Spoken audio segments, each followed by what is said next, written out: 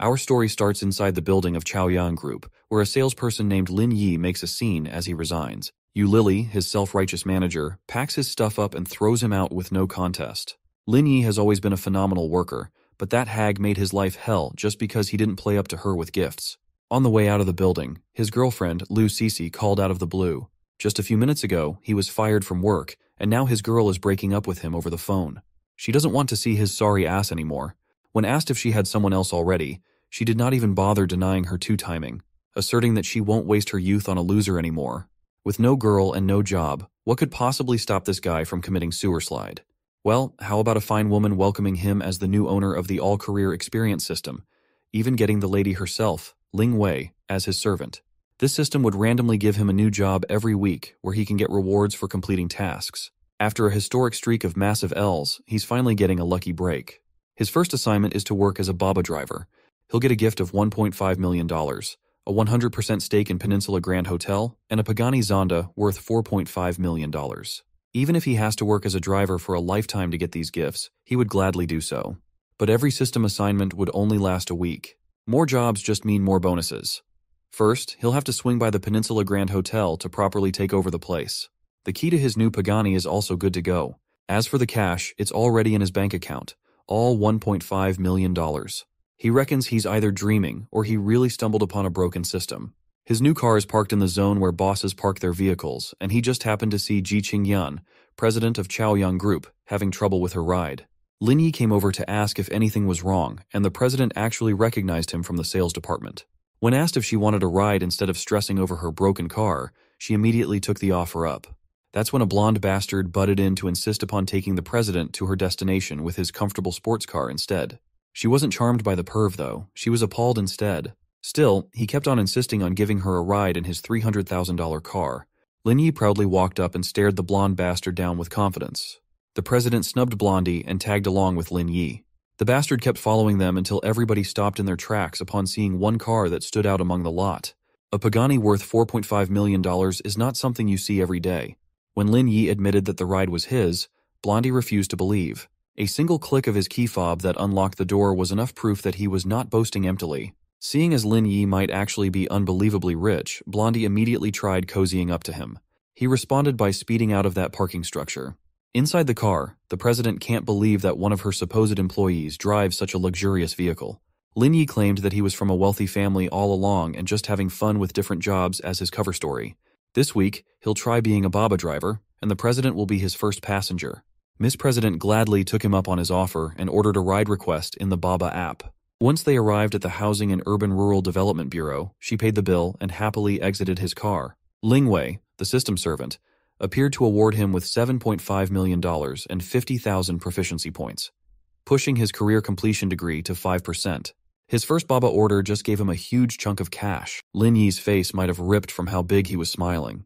The Peninsula Grand Hotel is a 5-star hotel and one of the top hotels in Zhonghai. That's what Liu Cece, Lin Yi's ex-girlfriend, said to convince his new boy toy named Yunjie to cough up 20 grand for a room. She's actually regretting not meeting the rich schmuck sooner. But her night was spoiled as soon as her ex-boyfriend entered the lobby. When he insulted the quality of the hotel to humble Liu Cece, Yunjie was offended.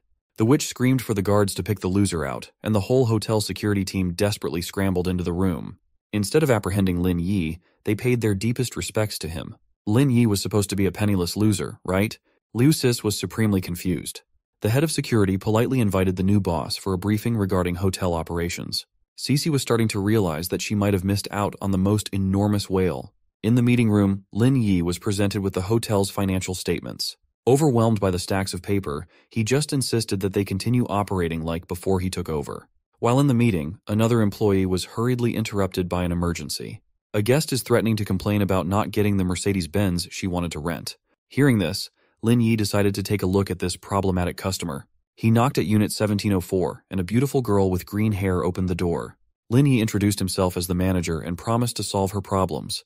Miss Gu Jingshu was instantly enamored by his handsome face. Since the Benz is out of the options, he offered a ride with his Pagani instead. As much as she would like that, those types of sports cars are out of her league. That won't be a problem, though. Lin Yi could just drive her wherever. She took a minute to dress up, and it resulted in some severe nosebleeds upon the sight of her figure through the shadows. Once Miss Gu Jingshu was done and dolled up, she looked irresistible in every angle. Back in the lobby, Cece has completely given up on his new boy toy in hopes of seducing Lin Yi one more time. Yunjie, the boy toy, just gnashed his teeth and advised that she should stop daydreaming.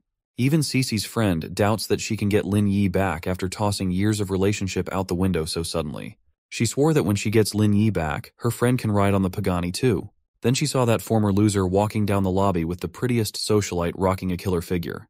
Cece tried to be cute and called Miss Jingshu a personal secretary while trying to worm herself back into Yi's good graces. That awful act just pissed him off. She tried to use her tears as a weapon to guilt him back in her arms, and that's when Miss Jingshu interrupted to help. She lied, implying that she had been far better in bed than Lin Yi's lousy ex. He quickly played the part of a passionate lover and held Miss Jingshu closer to praise her flexibility. After that, the fake lovers walked out of the lobby, leaving Cece speechless and shamed. Yai can finally roast her for being a narcissistic cheater undeserving of love. The verbal assault left her kneeling in the lobby, thoroughly depressed. Inside the Pagani, Miss Jingshu asked to be taken to Jingxiu Grand Hotel for her classmate's wedding. Outside the Grand Hotel, some catty witches were watching the driveway to talk trash about Jingshu for being a broke liar. Well, when she came out of the multi-million-dollar sports car looking expensive as hell, those catty witches stopped running their mouths. Jingshu pretended to be Lin Yi's girlfriend and helped him out in the lobby. Now's the time to return the favor. All he had to do was show his face and be sweet in front of the catty witches. Back in the humble residential area where Lin Yi rented, the landlady started to boil in anger as Yi was 10 days late with his rent. Her daughter, Zhang Jingjing, was the only one holding her back from going sicko mode. Wu Jinlan, the landlady, asserted that her little girl had better not have any ideas about that salesman loser, as Jingjing was supposed to be a successful civil servant in the future. When Lin Yi swung by the landlady's place, he politely informed her that he would be moving out. Her response was a harsh reminder of his outstanding bill. He assured her that it would be handled immediately. His tab was only about $300, but he sent double that. Lin Yi insisted that the extra is an expression of his apologies for all the times that he was late in his payments. When asked about his new plans, he honestly replied that he would be working as a baba driver. Mrs. Landlady did not like that. She escorted him out of the premises with the eyes of a hawk. Once they arrived outside, the shiny Pagani in the driveway stood out. He opened the vehicle and kindly asked Jingjing to help put his stuff in the car. The landlady asked him where the money to buy this beast came from, and Yi told her his made-up rich family story. Jingjing noticed her mom's change of tone upon seeing how rich Yi was. Mrs. Landlady pinched her daughter in return while asserting that a man like Yi is way out of the league of ordinary people like them. Back in the Peninsula Grand Hotel, his staff kindly prepared the presidential suite for the new owner. After dining on the 5-star hotel food cooked by the best chefs, Yi felt satisfactorily full. A few minutes later, he received a ride request from the president of Chaoyang Group again. He picked him up, and the first thing he did was ask her to send the ride request from the app. Yi is currently on duty after all. Miss President liked that he's a grinder at heart. Yai was the company's sales champion, and after being fired, he's still taking his new career seriously. So, she planned to have the cause of his termination investigated. Lingwei suddenly popped out inside the car and immediately assured Yi that he was the only one who could see her. She just wanted to chime in and inform Yi that the system rated Miss President with a beauty score of 85 or more. This triggered a system mission to pick up 2 beauties with an 85 or more beauty score for 10,000 points of proficiency. But it's going to be a little difficult to find beauties on par or greater than President Ji Qingyan. For some reason, she found it comfortable to speak about her problems with Yi. Her company's about to hold a press conference, but all 5-star hotels in the city are fully booked. Smelling a business opportunity, he offered the idea of hosting the conference in his Peninsula Grand Hotel. Well, she doesn't mind spending more money, but a top hotel like that is undoubtedly booked too. He tried to be all cryptic and stuff, urging her to give it a try, and maybe they'll be surprised by the results. So, instead of home, they changed their destination to the Grand Hotel. She joked that if they can't make it, she won't pay the fine for that reckless illegal U-turn. But if they do make it, Miss President is open to the idea of providing a reward. When asked what he wanted for his reward, he proudly asked for her to do 10 deep squats. He also told her to start searching for the proper form for deep squats on her phone. Her people were turned down by the Peninsula when they contacted their offices, so it's not like he has anything to lose here. She might as well agree. With that, the president and the Baba driver entered a deal. Ji Qingyan introduced himself to the receptionist and asked to talk to manager Wang Tianlong. The receptionist played it cool, thinking that his boss must be pretending to be a broke boy in front of a beautiful girl again. Manager Wang politely welcomed Miss President, and she immediately got down to the business, asking if the hotel's auditorium was available. She thinks the answer would probably be no, but the big boss was literally orchestrating everything from behind. The conference will be in 10 days, and manager Wang could definitely make that work. Coming from the high of unexpectedly locking up such a great deal, Yi brought up the fulfillment of the deal they made earlier. Doing deep squats in front of him might be a little embarrassing, but as a businesswoman, she can't go back on her words now. He moved a little closer and started undoing Qingyan's seatbelt. Yi wanted to see the squats right away, but she firmly insisted that they do it in her house. Well, that shouldn't take long if he stepped on the gas to the max. He was just too eager to watch some squats. It did not take long for the two to reach the Yunshui villa, President Qingyan's home. Inside, she shyly asked him if he would like to see it now. Since he's in a hurry to deal with other things after this, Yi would prefer to see the squats quickly. She hasn't done anything like this before, and she's worried that she'll do it wrong. Still, she steeled her resolve and took a stance. President Ji Qingyan made one very impressive deep squat in her short dress and damn near showed Yi the forbidden clam. She squatted there on the floor while panting suspiciously. Suddenly, a middle-aged man entered the room with a grim and confused expression. What can Yi and the president even say to explain this situation? It turns out that the man was Qingyan's father. Her dad just saw her doing a deep squat in front of a young man. Dad was furious, to say the least. She tried to give an excuse that Lin Yi was just her new yoga instructor. But the man was no fool. He knew that instructors were supposed to teach, not watch. Qingyan stumbled and added that Yi was an advanced yoga instructor specializing in oral instruction. The dad sat down next to Yi, emanating a fearsome aura. He asked what the young man does, and Yi answered truthfully that he was a baba driver. Qingyan's dad was horrified. This shouldn't be the type of guy that his daughter should hang out with. But when Yi admitted that he drives the Pagani at the lot outside, he lightened up. Fortunately, Qingyan cleared up that they're not in a relationship or anything. But it was too late. The middle-aged man had already invited Yi to her grandpa's 80th birthday party. He even gave the two some space to continue what they were doing. Well, Qingyan is not in the mood to finish the rest of the deep squats now. There's been a misunderstanding, but that didn't bother Yi as he pounced on top of the lady. He wanted to continue where they left off. She was embarrassed by the misunderstanding, but her cheeks were flushed with excitement. Yi praised her form and taut figure. That was too much for the lady, and she pushed him off. He just continued praising her for utilizing her lower muscle group. He wasn't being pervy for once. Suddenly, he received an invitation text from his former co-workers wanting to throw him a farewell dinner. With that, he bid Miss President goodbye. At the restaurant, everybody was already sitting, just waiting for him. Wang Ying expressed her disappointment as Yi was up for promotion before he left the sales team. Some random curly-haired brat chimed in, boasting that his performance wasn't bad compared to Yi's. Wang Ying stood up for Yi, though. Curly Brat then tried to curry favor with a recently promoted senior. Lin Yi was starting to sense that he was invited not for a farewell, but so his former co-workers could show off. The senior stood up and asked if he was planning to go back home away from the big city, now that he was out of a job. To add another insult, the senior offered him a job as his personal security guard if he was strapped for cash. Yi was unfazed. These bastards are not even worth wasting time on. Suddenly, a restaurant staff member came in and ran to the private booth to ask who owned the Pagani downstairs. His former co-workers immediately went to the windows to thirst on the luxury car out front. Curly Bastard tried to get another insult in. All Yi had to do was bust his keys out. The senior was the quickest to react and change his tone around Yi after finding out that he drives a multi-million-dollar car. He's been known as an orphan, and he's finally seeing how shallow the people around him are. Yi was pretty much done with this lame party, so he turned to Wang Ying and offered to drive her home. The senior was persistent and kept on trying to cozy up to Yi by holding his hand. He pulled back, anger starting to build up. Then, he got out of there with the beautiful host, riding onto the road in a luxury vehicle.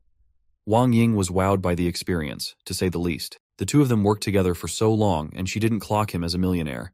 He stuck with his inheritance story. While they were on the road, he also asked Wang Ying to book the ride request on the Baba app. She happily obliged and was pleased to support Yi's business. The system scanned Wang Ying and assigned her a beauty score of 84, one more point, and he would have gotten a bonus reward. Wang Ying's already a drop-dead gorgeous woman, but the system seems picky. So, Yi asked Wang Ying what a woman can do to increase her charm. She answered by taking something out of her purse, a black fishnet stocking. She slowly slid it from her legs up to her thighs. Wang Ying posed on the passenger's seat, and she looked irresistible. When she started emphasizing her heavy globes, Yi hurriedly scanned her beauty score again. The system finally gave her that one more point, pushing Yi's completion degree to 15%. He also got a few houses on Juzhou Homes as a reward. He hurriedly drove Wang Ying back to her home. After pulling up to the parking lot, she started hinting that her husband had been out on a business trip so they could come up to her house for a while. It's a shame that Yi's too busy managing his rewards. They can still do what they want to do when the husband is not home again. So, the former co-workers bade each other goodbye. Yai had a nice rest and headed over to the sales department of Juzhou Homes first thing in the morning. He strolled into the building looking like $1,000,000. The first person he saw was Zhang Mengyu, another ex-coworker. He told her that he just dropped in to get the certificate of ownership from the manager. Mengyu reacted horribly, chasing him out for being a delusional broke boy. The houses that this business sells cost at least 130 million. Thankfully, manager Wang Hui arrived in time, shoving Mengyu away. Wang Hui was sly. She immediately pulled Yi's arms close to her ample chest. She lovingly laid down the choices for Yi's properties, but his ex-coworker kept on ragging him for being a broke orphan. The manager put her down and fired Mengyu on the spot for badgering a valued customer. Mengyu tried to double down, but the manager declared that Mr. Lin Yi here had bought 9 of their prime houses. While Mengyu flops on the floor, shocked by the revelation, Yi is just pleased that the system is not sparing any expense when it comes to rewards. Wang Hui immediately snapped back to being a sultry manager as she apologized for the intrusion of a crazy employee. As for the paperwork, everything's already prepared neatly. Yi retrieved them and tossed the envelopes in the car. Wang Ying texted him with the news that the bastards from the farewell dinner party were terminated, so he immediately asked the company's president about it. Jin Qingyan admitted that she fired the bastards as revenge on his behalf. She also wanted him to take over as the new head of sales, but he declined and referred Wang Ying instead. Also, the president's car is still in the shop, so she'll need a ride again. After the ride to Chaoyang Group, his completion degree jumped to 25%. Before Qingyan exited, Yi reminded her to give him a good review. Ever the shrewd businesswoman, she tried getting out of the 9 remaining squats for a single good review on the app. Yai quickly leaned over and told her to forget about the excellent review. Those 9 squats are more important for him than 5 stars on the app. He gladly unbuckled the seatbelt for her. On the way to the entrance, Wang Ying came across the flustered president. Yi cleared up the situation, saying that he just happened to get Ji Qingyan's ride order. Wang Ying was finally starting to see that there must be something between these two. Miss President urged Wang Ying to hurry up and enter the building. Once they got inside, Yi also received his positive review. The next ride order on the app is a pickup at Tianyi Homes. It shouldn't take long. As soon as he accepted the request, the client called him up. It was a lively lady asking him how old he was. When he said he was 24, she floated an odd favor, asking him to pretend to be her boyfriend in exchange for a positive review. That was an easy yes for Yi. He knocked at one of the Tianyi Homes units, and a pretty woman opened the door. Xia Xinyu, a popular live streamer, was smitten by Lin Yi's sleek appearance. An older lady came into view, and Xinyu dragged him inside the house. It turns out that both of her parents are around. They are pleased with Yi's handsome looks and are curious as to what his job is. Ya answered truthfully. He's currently a Baba driver. Xinyu tried to salvage the situation, telling her parents that Yi was making a lot of money driving while saving up to open a business. The parents immediately made a complete turn in demeanor, insulting Yi for being a loser. Sensing that things are going horribly, Xinyu finally invited her parents out. She insisted on having this new boyfriend of hers drive her mom and dad. Yi apologized as his car could only fit 2 people. Hearing that made the whole family think that he must be talking about a motorcycle. Still, it was time to go, and they all headed for the parking lot, which was far from the building. The parents' disapproval of their daughter's dating taste was palpable. When Yi finally pressed the fob, the Pagani opened its fancy doors, shocking the entire family. Xinyu's eyes shone bright at the sight of luxury. Yai just coolly told her to come on in while settling in the driver's seat. Her parents were practically pushing Xinyu into Yi's lap by this point. Their destination is the Time Plaza Mall. On the way, Xinyu wanted to ask one more little favor. Since she's a streamer, she wants to go live in the car for a while. Ye was good with that, as long as she does write him a positive review on the app. When Xinyu busted out her phone attached to a handle, her lively and loud streamer persona came out. The live chat immediately erupted with shock as she was inside a Pagani driven by a handsome dude. Some accused her of using her body to be in this situation. Xinyu remained professional and playful with the chat. But inside, she wouldn't mind doing a little extra service on the man next to her. After arriving at the Time Plaza, she fulfilled the end of her deal and gave Yi a perfect review. Ling Wei, the servant, spawned out of nowhere, giving him 200,000 points of proficiency. With 35% in career completion, he will be rewarded with a Zhonghai International Circuit and some top-class driving skills. Even he knew what Zhonghai was. It's the second-best circuit in the world. But before that, he turned to Xinyu to get some help buying a new phone. Inside, the streamer led Yi to the Pear Store. It's basically Apple, but that's copyrighted. Lin Yi just strolled in and pointed at the latest model, requesting max specs. Xinyu tried to stop him from doing so, as ordering online would be much cheaper. Yai casually caressed her hair and told her not to mind. The staff quickly wrapped his order up and suggested that he should get a phone case to protect his $1,500 phone. He refused to buy a case as he didn't like how it felt in his hands. So instead of buying a case, he would do the richest flex instead. Lin Yi will buy multiple phones, so if one gets busted, he can easily swap it for another. He'd like to take 5 of each color. When asked if he was sure, he added another laptop on top of that. Xinyu in her stream just watched Yi spend a fortune on a ton of gadgets. The buzz of it all drove up viewership to 5 million, 5 times more than her regular size. Sensing the opportunity to make some killer content, she asked if he wanted to buy anything else. Well, Yi is itching to spend his astronomical wealth on some watch. His first stop was Constantin. The shop was oozing with class and luxury, but the managing staff was anything but classy. She saw Xinyu live streaming on her phone and deemed them as pests, pretending that they were rich. There are successful streamers, but they are extremely rare. Besides, this is Constantin Watches, a brand for millionaires. An ordinary streamer can't possibly afford their pricing. Unaware of the prejudice they were being subjected to, the duo continued browsing the catalog. Xinyu herself admits that each one of these watches costs as much as a down payment on a car or a house. Yi saw something he liked and requested a closer look at the product. The manager walked up with a smile and insisted that the watches could not be taken out unless bought. But that's a ridiculous rule. A sane customer wouldn't buy something so expensive without a closer look. Then, a bloated old man with an eye candy partner entered the store. He was sporting a gold chain and a pervy smile. Mr. Ling and Mrs. Ling seemed to be regulars at Constantin, and the manager hurriedly attended to them. Mrs. Lin was smitten by the gold watch on the stands. She fervently requested that piece for her birthday gift. This time, the manager gladly took the watch out of the stall and the box to give the clients a closer look. Xinyu was confused, and Yi was stunned by the blatant display of disrespect. The live chat is starting to fall off. He couldn't bear it. Yi walked up and asked the manager why they were being treated unfairly. She just half-heartedly explained that customers are separated and treated on different levels here. To put it bluntly, this store is run by a bunch of snobs.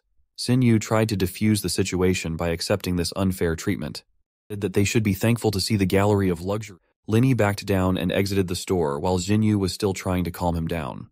Little did they know, our boy has what's called "fuck you" money. He's bringing that to Patek Philippe. This time, they were politely welcomed by the attendant. Both he and Xinyu weren't too familiar with the brand, so they decided to ask for help from the live chat.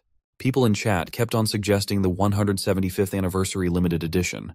The chat was actively goading Lin Yi to buy the damn thing. He was just amused and told Xinyu to let the trolls keep watching. He came up to the attendant and formally put in an order for the 175th anniversary limited edition Patek Philippe. Every staff member was both surprised and horrified. Yi pulled out his premium card with virtually unlimited funds and asked if there would be a problem. Every member of staff immediately put on their best smile and explained that the watch still needed to be shipped from abroad. Xinyu wasn't too enthused by this, but it couldn't be helped as there are only 6 pieces for sale in the world. News of a guy spending 1.5 million for a single watch quickly spread like wildfire. Even the horrible manager of the previous store ran into Patek Philippe to see what the fuss was all about. As soon as she saw Lin Yi, she knew how big of a fumble she just did. The manager had the nerve to come up to Yi to offer him their new arrivals after what she did and said earlier. Yi stared into her soul and refused on account of him being too poor to be served by her. Miss Manager might never recover from the error of her ways. She slapped herself repeatedly for passing up on the opportunity to make a fortune on commissions. Outside Time Plaza, Yi slid one of his 20 new phones to Xinyu. It's his way of thanking her for hanging out with him for so long. She gladly accepted and also thanked him for such a fun day. As he drives off with his Pagani, Xinyu can't believe that good men still exist. Gentle, rich, and handsome. That's a package right there. Yi's next stop is his reward, the Zhonghai International Circuit. In the reception hall, he was declined entry as the circuit is closed for visitors today. He asserted that he was no visitor, just a guy with some business with the manager. The receptionist was obliged to call the manager right away. At the same time, the door was pushed open. Some rich boy named Chin Han and his cronies angrily entered upon seeing what looked like a visitor in the lobby. Another attendant apologized to Mr. Chin, assuring him that the gentleman would be escorted out promptly. I got curious as to who that arrogant brat was. The attendant explained that Chin Han is a figure not to be messed with in Zhonghai. In the manager's office, Zhou Haitao was giddy with joy. He would have picked up Lin Yi with a motorcade if he had the chance.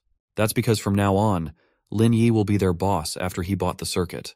When faced with the paperwork, he just asked the manager to adhere to the same way the place has always been run. For now, it's time to see the circuit itself. He wants to run some laps on the track using his Pagani, but there were already some cars in the middle of running the circuit. After the lap, Chin Han angrily stormed to Fatty Joe, the manager, for bringing a random guy in when the whole circuit was booked. The manager explained that Lin Yi, the new CEO of Zhonghai International Circuit, was just here to inspect his property. Yi wants to run some laps, so he orders everyone to clear out, dismissing Qin Han with a refund. Han must have respected Yi's bluntness. No one dares to do this type of thing to him in this city. So he offered Yi a cigarette and a proposal for a race. Since Han has been dubbed as the god of race cars, he would gladly give Yi a 10-second head start. Han wanted to see just what kind of car this CEO drives, offering one of his in case they have a mismatch. Lin Yi had his Pagani brought around, and Han was stunned to silence. Still, Han was confident with his $3 million modified car. This should be an evenly matched duel. The field was set and the racers were in place. As soon as the gorgeous racing flag girl gave the signal, tires screeched on the asphalt. Both racers took off unbelievably fast, but Lin Yi took the forefront right away. While Han slows down to enter the bend, the new CEO pushes forward without hesitation. Even a professional racing driver wouldn't dare to do that at a crazy speed. A slight mistake could lead to death. Thanks to the system's driving skill reward, maneuvering in tough spots has become a breeze for Yi. Han's racing friends could not believe their eyes. Lin Yi just smoked their best racer by a decent margin. The racing flag girl enthusiastically congratulated her new boss. Fortunately, Qin Han was not a sore loser. He knew when to admit that he was beaten fair and square. He embarrassingly asked if Yi had modified his Pagani, making it roar with speed for a split second. Yi just explained that Han started the race in the wrong way, going into excruciating analysis. Han took the criticism openly and asked for his contact details in case Yi needed anything at Zhonghai. Checking his phone, Yi just received a new ride request nearby. Now that his main job is calling, Yi leaves everything to manager Zhou and even lets Han and his friends continue playing the track for free. When asked what was so urgent to make him leave so soon, Yi honestly answered that he had just got a baba order that needed attending. At Yunshui Villa, Yi pulled up to the massive house and promptly entered. President Ji Qingyan wasn't ready yet, and he was already inside. He stopped her from saying another word and let the Riz work its magic. She invited him to her home to play games or watch movies while she finished her preparation. He sat down in front of her laptop and saw an email notification. Curiosity got the best of him, and he took a peek at the email. It was an order update regarding one size 36E black lace underwear. After seeing that, he got even more curious. Afraid of letting him see what she had cooked up, Ji Qingyan ran out of the bathroom while still wet from head to toe. She blocked him away from her laptop, face flushed with embarrassment. Since her feet were still wet, she staggered and slipped. Thankfully, Lin Yi was there to catch her before falling, but he might have been a second too late. All he did was rip the towel out of her body as Miss President regained her balance. She might have prevented him from seeing her online underwear orders, but accidentally showed him the forbidden treasures instead. Lin Yi almost passed out from blood loss with his spurting nosebleed. Miss President was mortally embarrassed as she draped the towel over her naked body. He teased her, saying that she just saw a bunch of spam before she came running in like she's got something to hide. After shaking off the embarrassment, Ji Qingyan used a beautiful hair clip as the centerpiece of her outfit. She looked like a delectable pirate queen for a reunion she was going to tonight. Lin Yi's mind swiftly drifted to the possibility of seeing her perform deep squats in her dress. She caressed his chest and assured him that she would deliver. All he has to do is draw the curtains so they can have a little privacy. As soon as he did what she asked, Yi positioned himself on the luxurious couch. Ji Qingyan shot him a flirtatious glance and started on the exercise. She made sure not to have another wardrobe malfunction. She gave him the full view of the most perfect deep squat in the world. After fulfilling the promise, she was whimpering in fatigue. They should head to Zhonghai Club now, but Lin Yi has more pressing matters to fix in the bathroom first. Half an hour later, he got out of the bathroom energized and refreshed for some unknown reason. As they were exiting the house, the duo just happened to come across Qingyan's parents. They exchanged empty glances for a moment. Then, the dad smiled and asked if they were done with their activity. It turns out that they've been hanging out in the house for a while now, but they saw the curtains closed and didn't want to interrupt. Even Mom was fine with it. Grown-up people do grown-up things. She tried to clear up the misunderstanding, but her parents didn't believe a word she said. Now, even Qingyan's mom is giving Yi the invitation to Grandpa's birthday. He just politely accepted, feeling awkward as hell. Qingyan turned to him, her face red with shame as she requested to be driven away from the house as fast as possible. Upon arriving at the Zhonghai Club, Yi reminded Miss President to give him an excellent review. She's starting to get peeved that this guy seemingly only wants her for her excellent reviews. Well, Yi is just very serious about his career. Once she entered the club, Ling Wei appeared once again sporting a cheerleader costume, delivering 200,000 proficiency points for driving a total of 100 kilometers. Career completion was pushed to 55%, and he was rewarded with 21% of Baba's equity. He just completed a few orders, and now he owns the majority of the shares in Baba Company. Since Baba Ride-Hailing Company has a market value of over $50 billion, selling his stake would easily net him over $10 billion. But he knew that he didn't need to rock the boat. He could just get a few $100 million in dividends every year as the app takes off. Now that he's nearing career completion, he will be able to activate a new career at 90% and get more generous rewards at 100%. Hearing those words certainly lit an excited fire on his butt. The next pickup is at the Star Coffee in the Bund going to Jujo Homes. Since it's on the way home, he can call it a day after finishing the order. The customer was a glimmering redhead named Shu Yang. Lin Yi skillfully pulled up to the curb to take his passenger. Shu Yang was really impressed. She's starting to think that she looks so good that rich boys are gravitating toward her. She excitedly got in the passenger seat and put on the seatbelt. She asked where he was taking her and warned him that she was not the type of girl who had casual affairs. Yai cleared up that he was just the Baba driver, and Shu Yang's real attitude surfaced. She felt deceived, thinking that she was being picked up by a rich guy only to meet a delusional Baba driver. On the road, she kept on telling him to slow down as she couldn't take good pictures, warning Yi not to scrape the high-end car. Lai kept on asserting that he owned the damn thing, but Shu Yang believed that he was just bluffing. She then told him to stop being delusional and just be a miserable driver. Yi has pride in what he does. He likes driving for billions of dollars. As for Shu Yang, she claimed that she has a decent career and that she's out of his league. Feeling disrespected, Yi slammed on the brakes and made the tires screech. The whiplash of the sudden stop tightened the seatbelt around Shu Yang's airbags. Yi has had enough. If she's really a big shot, then she could just get out and buy her own car and drive. For the first time since starting the gig, Lin Yi has demanded for the customer to get the hell out. Shu Yang was left on the curb, threatening to send a complaint to Baba's headquarters. First, she insults his profession, and now she wants to ruin his gig. The car records conversations, so false complaints won't work. Yi took off and left the witch. Once he arrived back home in Jusho, he finally got pinged with his first bad review. Seeing his rating fall definitely bothered him. Then, the Baba regional agent started calling his phone. A furious agent started scolding him for maligning a customer. The offices are considering deducting his security deposit. When he stood his ground and refused to be treated with disrespect, the agent threatened to suspend his operating status. When he asked for a formal investigation, the agent finally terminated Yi's account and hung up. He was pissed, to say the least. Entering his new business, Lin Yi was welcomed by Mr. Zhou, the property manager. He was given a complete tour of the place, which featured all the expensive furniture. All the soft furnishings are designed by top international designers too. Yai tried sitting on one of the couches and confirmed that Mr. Zhou knows his way around pieces of furniture. There's also the matter of preliminary housekeepers waiting for an interview in the office. Upon arriving at the housekeeper meeting, a familiar face appeared. Shu Yang, the witch, was among the housekeeper candidates, and she still has that nasty attitude. Mr. Zhou yelled at the lady for being disrespectful to the boss. Judging by her attire, it seems like she's one of the interviewees. Shu Yang started deflecting and calling Yi a poor pleb lost in this exorbitant house.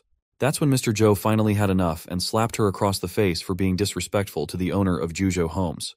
But the stupid witch can't comprehend how a Baba driver could own such a prestigious business. When Yi asked if a driver couldn't buy villas, Mr. Zhou hurriedly cleared it up. Zhou strongly urged Shu Yang to apologize, and her head was finally starting to work. She dragged her collar down to her chest and gave her sincerest apology to the boss. Yai just doesn't like her atrocious breath and orders Shu Yang to be escorted out. The security team lifted her off the premises, and the housekeeper selection process continued, with just 4 candidates leaving. Yai assessed that none of these girls was good enough. They won't be selected, but will get $5,000 as reimbursement. Suddenly, Ji Qingyan shot him another pickup text. Since he has to run now, he left the housekeeping business to Mr. Zhou. At Zhonghai Club, it seems like Miss President was the belle of the ball. While she was having a conversation with an old friend, some dude named Ding Yi popped out of nowhere. Xingyan wasn't interested in staying any longer, as she had already called Lin Yi. Speaking of Lin Yi, the handsome devil casually strolled on the club's lobby looking for Qingyan. Her face lit up as soon as she spotted him. The opposite goes for that dude named Ding Yi. Her friend reckons that Lin Yi could probably debut on TV with a central role just on the merit of his good looks. Ding Yi felt salty, scoffing that there was no point in being handsome if he was just a Baba driver.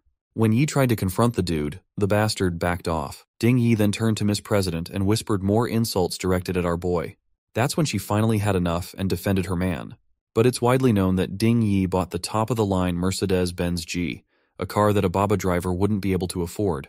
Qingyi just wanted to get out of there, so she apologized to Yi on behalf of her drunk friends. Infuriated, the drunks continued following the president and the driver on the parking structure. Ding Yi showed his Benz up close and personal, bragging that it cost him $300,000 for one of these bad boys. Xingyi brought up that Ding Yi can't stop talking about Pagani cars in college. Now, those cars are the real deal. Well, it just so happens that one is parked beside his Benz. Ding Yi was the first one to run up to the luxury vehicle. Lin Yi came up beside him and instructed the fool to get out of the way. To make Ding Yi move, he had to open the doors and call Miss President in. The two-party drunks were slack-jawed and shocked. Before taking off, Yi told them a valuable lesson: not to let poverty limit one's imagination. After an average day of slapping bad people with his wealth, Yi drove away with Miss President. She kept on apologizing for subjecting Yi to those snobs, but he didn't really care. Since she's had some drinks, she wanted to sober up on a beach. Yi also thinks that the beach in the middle of the night is a good call. The system then set another goal of 10 good reviews to get 100,000 proficiency points. After tonight's last ride, he would have 7. But for now, it's time to unwind on the white sand beach. While still in the car, Qingyi requested that he turn around as she wanted to take her stockings off and walk on the sand. He kept on teasing her about her panties, and it earned him a very severe pinch to the side. Now that he has been pinched to behave, Miss President can finally remove her stockings in peace.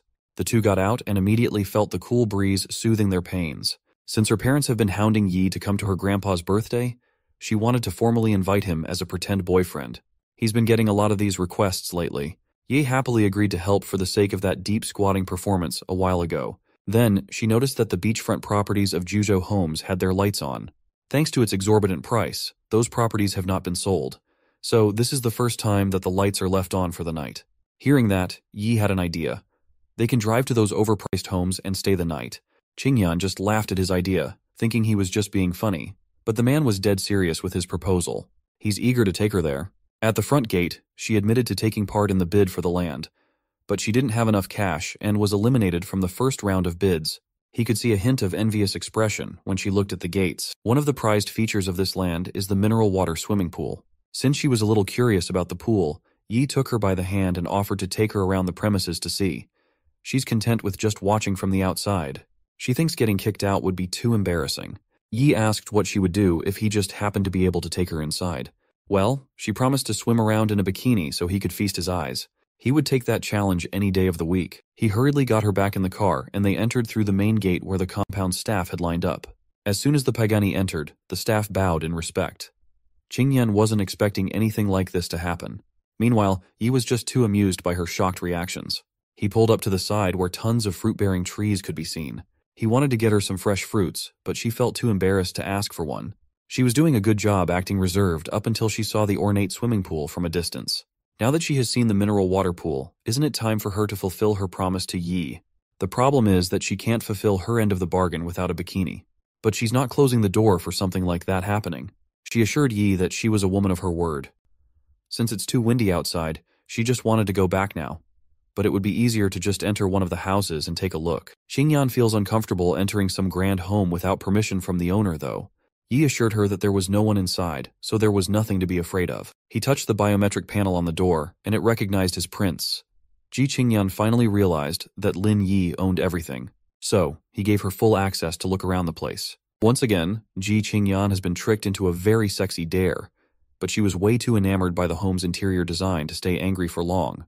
It's a billion-dollar property after all. Thinking that she was being punked again, she asked if Yi had enough cash to buy the entirety of Juzhou Homes. He sat down and nonchalantly confirmed that he did just that. When asked where he got the astronomical wealth from, Lin Yi could not really get into the specifics. Now she understands why this guy just goes around driving clients with a luxury car. Since it was late, he wanted her to spend the night in one of the endless rooms he had, and she accepted. When asked if there were any women's pajamas on the premises, Yi teased her to just sleep naked, promising that he wouldn't peek. When she got flustered, he finally let up and instructed her to get some new pajamas in any of the rooms. The first thing Miss President did after picking a room was shower. Meanwhile, Yi was busy reading and waiting right outside. He heard a slamming noise and Qingyan's voice asking for him to come in. He was alarmed. A guest had just fallen inside his shower. As soon as he entered the bathroom, he saw the beautiful maiden sitting on the floor, wearing only a towel. She might have broken her foot and is in need of assistance. Yi gulped while thinking that this was the moment. He gently held her upright. Now, both of them are blushing under the hot shower. When they looked one another in the eyes, they both knew what was about to happen. They exchanged a passionate kiss under the gushing droplets from the shower head. He asked if the temperature was fine, and she responded by taking off her towel. Yi was given the invitation to finally explore Miss President's body with full access. After a few minutes, the shower wasn't the only thing gushing on the floor anymore. Let's just say that it was a long night for the two. The following day, they woke up to the tone of the chirping of the birds outside. Qingyan drew the curtains open to let some sunlight in. She seems livelier than usual, but she's nearly late for work right now. She wakes up the naked Lin Yi as he complains about serving her all night, only to serve her again right after waking up. Qingyan was pumped to go to work with renewed spirit. She even promised to give Yi a perfect review. The ride to the Peninsula Grand Hotel was fast and easy. He got her in just on time, and now he can finally get some breakfast before another day full of driving. He entered the Peninsula's highly rated restaurant. The waiter even offered to have the cooks whip up something special for him, but he didn't want to stand out, and the waiter obliged. Yi sat at one of the tables and called a waitress over. Much to his surprise, it was Yu Lily, his self-entitled former boss, that got him fired. Instead of feeling bad and apologizing, she had the guts to harbor ill will to Yi for getting her fired by snitching. Yi slammed the menu on the table and demanded to be treated with respect like a guest. Yu Lily refused to do so, only seeing him as a rich woman's boy toy. Another waitress warned Yu Lily not to argue with big shots, but she still sees him as her employee who has nothing going on aside from his good looks. Hearing all those insults and feeling the curious stares of the other guests, Yi just sighed. He smiled and asked another waitress to bring Wang Tianlong over. Yu Lily thinks that this loser must have heard the general manager's name on TV or something. This girl still hasn't learned her lesson, so Yi would gladly give her the crash course. Wang Tianlong hurried to the dining area, and Lily started talking trash about Yi, calling him a poor pleb causing trouble. But the general manager started fuming at the waitress, who couldn't even recognize the big boss. Even after hearing it from the manager's mouth, he just can't make sense of her employee owning the whole Peninsula Hotel. Wang Tianlong swore to blacklist Lily for causing trouble, so she won't be able to get another job. As she was being dragged away by the security team, she started begging for Lin Yi's forgiveness. The manager apologized to the big dog for disturbing his breakfast. Yi just reminded his manager to do a thorough background check for employees in the future. As he continued with his disrupted breakfast, an unknown number shot him a call. He picked up, and the voice on the other line introduced herself as the vice president of Baba Company. She would like to meet with the new major shareholder on behalf of the company whenever. Since he still has some work to do, he'll just call the VP back in the afternoon. She did not fight back and just politely agreed to work around Yi's schedule. Tian Yan, the VP, is a drop-dead gorgeous executive aided by her assistant, Yan. She also has a full schedule today, so Yan immediately called for a car using their product, the Baba app. With a belly full of good food, it's time for Lin Yi to get back to work. Coincidentally, the nearest client is also in the Peninsula Grand Hotel, so pickup should be easy. He waited out at the front gate and greeted Miss Tian with a big and charming smile. Even a vice president of a multi-billion-dollar company wasn't immune to his appeal. When he pointed to his car, his already good looks were amplified multiple times. The VP couldn't help but ask if he was really a Baba driver using a Pagani as a daily driver. He nonchalantly confirmed and invited Miss Tian to get in. Amused and a little excited, she got in and fastened her seatbelt. Miss Tian looked around the car's interior like a kid looking around a museum. She was impressed and intrigued by Yi's methods. Well, there are no rules when it comes to driving a sports car as a Baba driver, but Miss Tian gravely reminded him to act according to the rules unless he wanted to be suspended. She also admitted that she's the VP of the Baba company. Thinking that she was bluffing, Yi also admitted that he's a shareholder of Baba. Eager to prove that she wasn't lying, VP Tian even showed him her work ID. Now the freaky coincidence is dawning on Yi as he seriously admits that he bought 21% of Baba's shares yesterday, and the two of them just spoke on the phone earlier. VP immediately started flailing and apologizing if she ever offended the new boss. She still wants to have a proper meeting, but Yi is working on a strict schedule. He must complete a few more orders first. After pulling up to Miss Tian's destination, she flashed a smile and urged him to give her a call when convenient. Just as she was about to settle payment on the app, it gave her an error. It turns out that the regional Baba office has finalized his suspension after violating the platform's rules. The whole process was handled by Jallis Corporation Limited, and he just so happened to be parked in the corporation's lot. Miss Tian explained that Jallis is Baba's operator in the coastal areas. She was pissed to see that Jallis is offending the majority shareholder of the company they work under. The VP assured him that she would deal with this matter accordingly. She would even go as far as suspending their agency rights. But that would just be boring. So Yi wanted to tag along inside. Entering the conference room with a bang, everyone's attention turned to Lin Yi and VP Tian. He introduced himself to the executives and brought up the case of his suspended certificate. Lu Wenda, CEO of Jallis, angrily called Luo Yuanfa, manager of operations, to deal with this nuisance. Luo Yuanfa furiously turned to Lin Yi and started berating him for being an arrogant prick, threatening to call security on him. But Yi remained unfazed and just took a seat at the head of the table. He then tasked Miss Tian to handle these bastards in his conference room. She immediately demonstrated why she became a vice president for a massive corporation as she cooks the entire Gialis crew. On behalf of Baba, she formally pulled their agency rights with no room for discussion. The dumbass, shiny forehead CEO of the subsidiary company failed to recognize the VP of his parent company. She slammed her work ID on the conference table for everyone to see, and all colors drained from the men's faces. Forehead CEO turned to his manager of operations for an explanation. Luo Yanfa asserted that Lin Yi was suspended for insulting a customer and sullying the brand's name. That doesn't matter when Yi owns 21% of Baba's shares, being the second largest shareholder of the company. Miss Tian doesn't care if he insulted a customer or anything like that. Gialis was already in the hole, and they just continued digging themselves deeper. VP Tian explained that Mr. Lin was just learning about the business, but got his certificate suspended instead. Now that Gialis has lost their agency rights, the CEO turned to his manager of operations to make things right with Mr. Lin or face the consequences. The guy who was screaming to his face just a moment ago is now kneeling and pleading for forgiveness. Lin Yi kicked the man down mercilessly. Based on the man's demeanor and how he handled Yi's case, he must have bullied many people over the years. As a major shareholder of Baba, he proudly backed Miss Tian's decision. Ji Xingyan called his phone just in time to make an exit, delegating the rest of the dirty work to VP Tian. It turns out that Grandpa Ji's birthday is tomorrow, and Miss President wants to buy some clothes for both of them. Yi would gladly pick her up for some shopping action tonight. Also, he can't go to a birthday party empty-handed. Maybe the old man likes antiques, paintings, or calligraphy works. VP Tian was fast and ruthless in settling the Jolly's bunch. She even reinstated Yi's driver status and bumped him up to have the highest privileges. From now on, his Baba app will have more functions, giving him free rein when it comes to customers. That feature would be a massive help to accelerate his experience.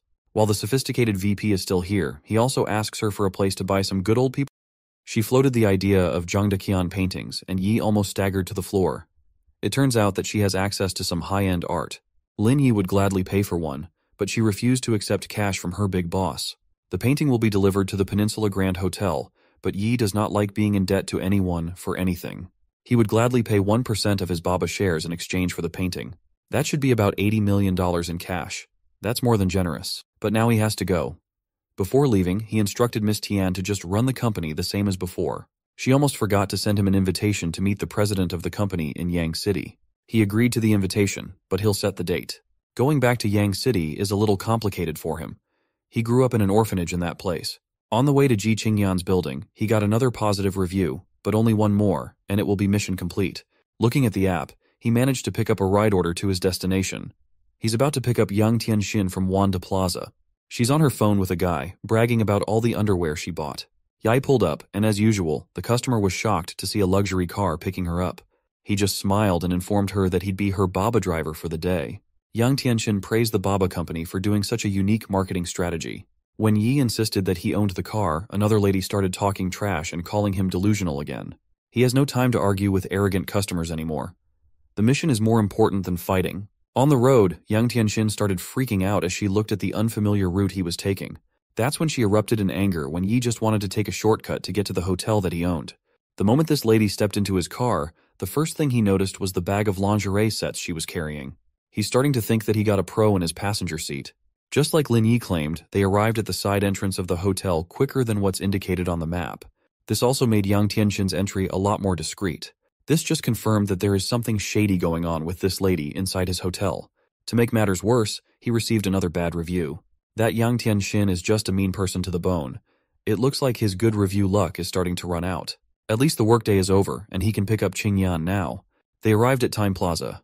He carried her bags going into the building proper, while pestering Miss President for another one of her excellent reviews. She insisted that her review for tonight would depend upon his performance. But he knew that she was just saying that to make him work harder. Inside Time Plaza, Qingyan's eyes shimmered at the sight of her favorite swimsuit shops. Yai whispered that she must be shopping for a swimsuit to fulfill her promise to him. She still feels tricked by how that dare turned out, but it's part of the allure. He insisted that he never forced her to do anything. She's the one who always agrees to bet and dare. The attendant welcomed them into the store, offering to help. After going around the shop a few times, Qingyan still hadn't chosen anything to purchase. She was feeling bad as she couldn't seem to pick anything among the shop's selections. When asked why she's acting oddly, Miss President insisted that she doesn't want a swimsuit anymore and Yi should just buy one for himself. Yi panicked and offered to help her select from all kinds of styles. She then whispered the real reason why she was embarrassed. It's not because of the styles, it's because the shop doesn't have her size. The attendant listed that they have sizes A, B, C, and D in stock. However, when it comes to Ji Qingyan's ample figure, they would need at least an E-sized swimsuit to cover what needs to be covered appropriately. Yi doesn't think it's a big deal. They can just check the brand store next door. Entering this hall full of high-class swimsuits, Lin Yi must feel like he just discovered heaven. He was smitten by the green-haired lingerie model poster in the middle of the store. Qingyan had a hard time dragging him away from the display. When they finally got the chance to check the wares in the store, the attendant gladly showed them their latest bikinis. Her gaze floated on the daring black bikini, but she opted to pick a cutesy one instead. Lin Yi was brutally honest in saying that she should get something that shows off her irresistible shape. What she needs is the one that attracts her gaze right from the get-go. The black bikini that can hug her curves. Ji Qingyan blushed and felt embarrassed by such a daring suggestion. At the end of the day, she caved and bought the black bikini in an E-cup size. Much to her surprise, Lin Yi also had the cutesy, wholesome swimsuit wrapped up. Qingyan was confused. Yi disapproved of that one just earlier. Well, he just wanted Qingyan to be comfortable so she could wear the wholesome one when she goes out and wear the black one when it's only the two of them. After swimsuit shopping, Miss President wanted to go up to the 4th floor to check out some custom dresses. She found a blue and purple one that she wanted to try on. While doing so, Lin Yi just sat and chilled outside the fitting room. Then, she peeked out and softly called him inside. He slyly asked if it would be appropriate for him to do so, and Qingyan's blush got even redder. She just needed some help zipping her dress up. She presented her silky smooth skin to him, waiting for the zipper to come up. Lai was smitten by her figure. There was supposed to be a shawl covering her back, but he could see her in just the provocative dress. Seeing her airbags in the dress, Lin Yi estimated that they should have bought F-cup swimsuits instead. Once she was zipped up, Ji Qingyan glowed with confidence. She liked how Yi reacted to seeing her in it, so she would gladly take the dress. The attendant agreed that the fit was immaculate. But another pair of customers just arrived, and the girl started bugging an old man named Zhang for the gorgeous dress that Qingyan was wearing. When Mr. Zhang asked for a dress of the same style, the attendant apologized as they only made one of every custom-made style. Pissed off, Zhang demanded the dress, even if they had to take it off from the customers that arrived first. He reckons that those two youngsters couldn't even afford it. Hearing that grating sound calling her poor pissed Miss President off. The gold digger slithering on the arms of the old man scoffed that the $13,000 price tag is a steep sum for broke people. Qingyan proudly asserted that 13 grand is just a paltry sum for her. She can buy the thing herself, but the gold digger is going to need another man's pocket to do the same. Mr. Zhang proclaimed that he'd add another 3,000 to the price tag to get the dress, but that was against store policy. That's when Lin Yi stepped up and offered an additional 30,000 and insulted the gold digger's flat chest, wasting the appeal of the dress. When the attendant presented the idea of making a custom dress, Mr. Zhang's intensity died down. With those extras taken care of, Qingyan thanked Yi for yet another fun night. She also picked out a few suits for him to wear. The store attendants and Miss President herself were speechless at the sight of Yi trying out perfectly fitted suits. Qingyan hastened their testing as she knew that if Yi tried on more suits, the girls in the store would probably jump his bones on the spot. With their outfits picked out, it's time to pay up and head home. Back in the place where they shared their first night together, Lin Yi relaxed outdoors, only for his heart to start pumping like crazy at the sight of Ji Qingyan in her seductive black swimsuit. While he was checking her out, she was doing the same thing to his body. Standing up and showing off his six-pack, he playfully teased her for looking. Qingyan shyly averted her eyes in turn. She might be wearing a daring swimsuit, but she's still that shy lady inside. Now that she's showing her body off in a bikini, her promise should be considered paid full. At the edge of the pool and started working his magic. He dragged Qingyan to the water to play. She started panicking and clinging onto Yi tightly as she couldn't actually swim. Yi assured her that she would be fine as long as they were together. He could also teach her how to swim breaststroke, backstroke, and everything in between. She turned to him, afraid of drowning.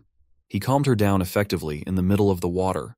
Miss President is really afraid of sinking in the pool. She's clamping around his waist so tightly that he can't even move properly. Next came the swimming tutorial as Yi gently eased her into floating on her own. When she finally got the hang of it, one wrong move made her panic and lose balance. The middle of the pool was quite deep, and Yi had to dive down to rescue the drowning lady. He dragged her onto the surface while their lips were locked together. With him by her side, the water doesn't seem so scary anymore. Caught in the moment, Yi made his move, and Qingyan welcomed him with passion, but reminded him to be gentle. That day, the water of the mineral water pool had been exposed to some sticky foreign substances. After the swim session, Yi asked permission to borrow Qingyan's phone, and she readily agreed. She even gave him the password. Who would have thought that Ling Wei would appear once again to reward him with 100,000 proficiency points, reaching a 75% completion degree, and the ownership of Wangjiang Pier? He must have heard wrong, right? Wangjiang is the second biggest pier in the country. Ling Wei joyfully asserted that he really got Wangjiang under his name from now on. According to his career progress, activating the next profession in advance won't be too difficult. Qingyan finally finished her shower and playfully told Yi that he sucks at teaching swimming techniques. Still, the door to his swimming tutorial is always open for Miss President. Today is also special as he had the quilt and pillow he used to sleep on in the orphanage delivered. Qingyan wanted to know more about him and his life as an orphan. As far back as he could remember, Yi never had parents. But at this point in his life, that fact doesn't make him sad anymore. Miss Wang from the orphanage has taken care of him like a son, and he grew up with a lot of orphan friends. Qingyan and Yi definitely grew a little closer tonight, but tomorrow's a long one with her grandpa's birthday. They're going to need some rest. Lin Yi just needs to drive Qingyan to the office a few more times, and his mission will be accomplished soon. Lin Yi and Ji Qingyan slept on the same bed that night. He was woken up by a surprise call from Miss Wang asking if he broke up with Liu Cixi. Realizing what's happening, he assured Miss Wang that he knows what he's doing. But now that he's single, Miss Wang wants to introduce a friend's daughter about his age. He promised to go to the matchmaking meeting at 9 a.m. at Tianyue Tea House and to visit Miss Wang when he becomes free. I can't believe that Liu Cixi, the witch, went as far as contacting Miss Wang. The next day's first stop is the tea house to meet a girl named Sung Wenhui. On the third floor, he met Sung Hui's entire family, her mother, brother, and aunts. Right from the jump, Yi already felt bad vibes. When asked if he works for a real estate company, he casually fessed up that he was fired recently. He was asked if he was unemployed and truthfully answered that he was a baba driver. Wenhui's mother felt infuriated, but the girl wanted to hear Yi out on account of his handsome face. Wenhui works at a bank, so her mother wants her would-be husband to buy a 100-square-meter house in Zhonghai. Wenhui thinks that this is non-negotiable. Yi was amused by the family's delusion and asked for any other requirements. The mother demanded 88,000 for the bride price as it's a lucky number. Yi's gotten ultra-wealthy, but hearing such thick-skinned demands made him spit his tea. She was basically selling her daughter. The brother chimed in and demanded an imported car costing more than 80,000. Yi smacked the table and refused to give in to their expensive demands. The mother believed that their demands were reasonable, as relying on the family would make it worth it. Hearting that, Yi brought up his dead parents and asked them if he should rely on their corpses. The brother found it fitting to add that the orphanage will be demolished soon, and when the land is sold, Yi will get a decent chunk of cash. Lin Yi splashed hot tea all over the Sung family now that their aim to profit from the orphanage is out in the open. With a grave tone, he warned them for deceiving Miss Wang. While the Sung family was in chaos, Yi strolled out of the tea house. The brother felt salty. He took a potted plant and aimed at Lin Yi below. As Yi walks to his car, the dumbass brother tosses the potted plant. It missed Lin Yi by a small margin. He looked up and saw the brother yapping threats of harming him. Yi asked the reckless young man about the consequences of what he did. The flower did not hit Lin Yi, but it left a scratch on his luxury car. Sung family would have to cough up money for repairs. The whole crooked family hurried down to the parking lot. Y estimated that the cost of repainting would be about 300,000 and that he would accept any payment method. Wenhui interjected, changing her tone to a gentler one. Her eyes twinkled with dollar signs as she apologized for her brother's rash actions. She expressed her desire to go through with their relationship no matter what. Yi tossed that thought away and threatened to sue the family if he didn't get his 300,000 soon. Once he made his exit, Mother Sung blamed her daughter for missing the opportunity to win such a rich man's heart. The brother then saddled her with the bill, saying that it was all her fault. In the span of their argument, Lin Yi had already reached his new business, the Wangjiang Pier. He wasn't expecting a massive crowd of people and luxury cars parked around the area. Some dirty old man named Mr. Miao is consoling a young lady who just broke his boat seat. This is Mr. Miao, the manager of the operations department on the pier. He explained that the leather seat is costly, but she would gladly pay for the damage using her body. Lin Yi interrupted their dirty moment, demanding payment for the boat's damage. He owns these things now, after all. Both the young lady and the dirty old man told him to piss off. Yi took note of the old man and determined that Mr. Miao would pay for it in some way. Yi entered the office building and asked to see manager Bi Songjiang. He was escorted to the conference room, and Mr. B welcomed him alongside the pier's executives. The only one missing is the manager of operations, that old man Miao. Yi sat down and declared that the meeting won't start until the old fart shows up. 5 minutes later, Miao came to the room looking like crap while wearing a fake smile. He looked at the head of the table and knew right away that Yi was the new chairman. Mr. Miao got on his knees and begged for one more chance, but Yi just waited for the old fart so he could have him thrown out by the security team. Disrespecting the new chairman on his first day is not a great career move at all. Yae addressed the room full of executives with the idea of upgrading the entire pier. He will be relying on everyone to come up with a plan. They might be the second largest pier in the country, but Yi does not like being second place. He wants to make Wangjiang the biggest and most prominent pier in the world. He would gladly raise the money needed for the upgrades.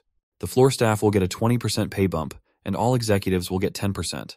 That promise was certainly enough to get these executives foaming at the mouth to perform. After the meeting, he checked his inbox and saw that the painting he got for 80 million just arrived. Then, the watch he ordered 3 days ago is now ready to be received.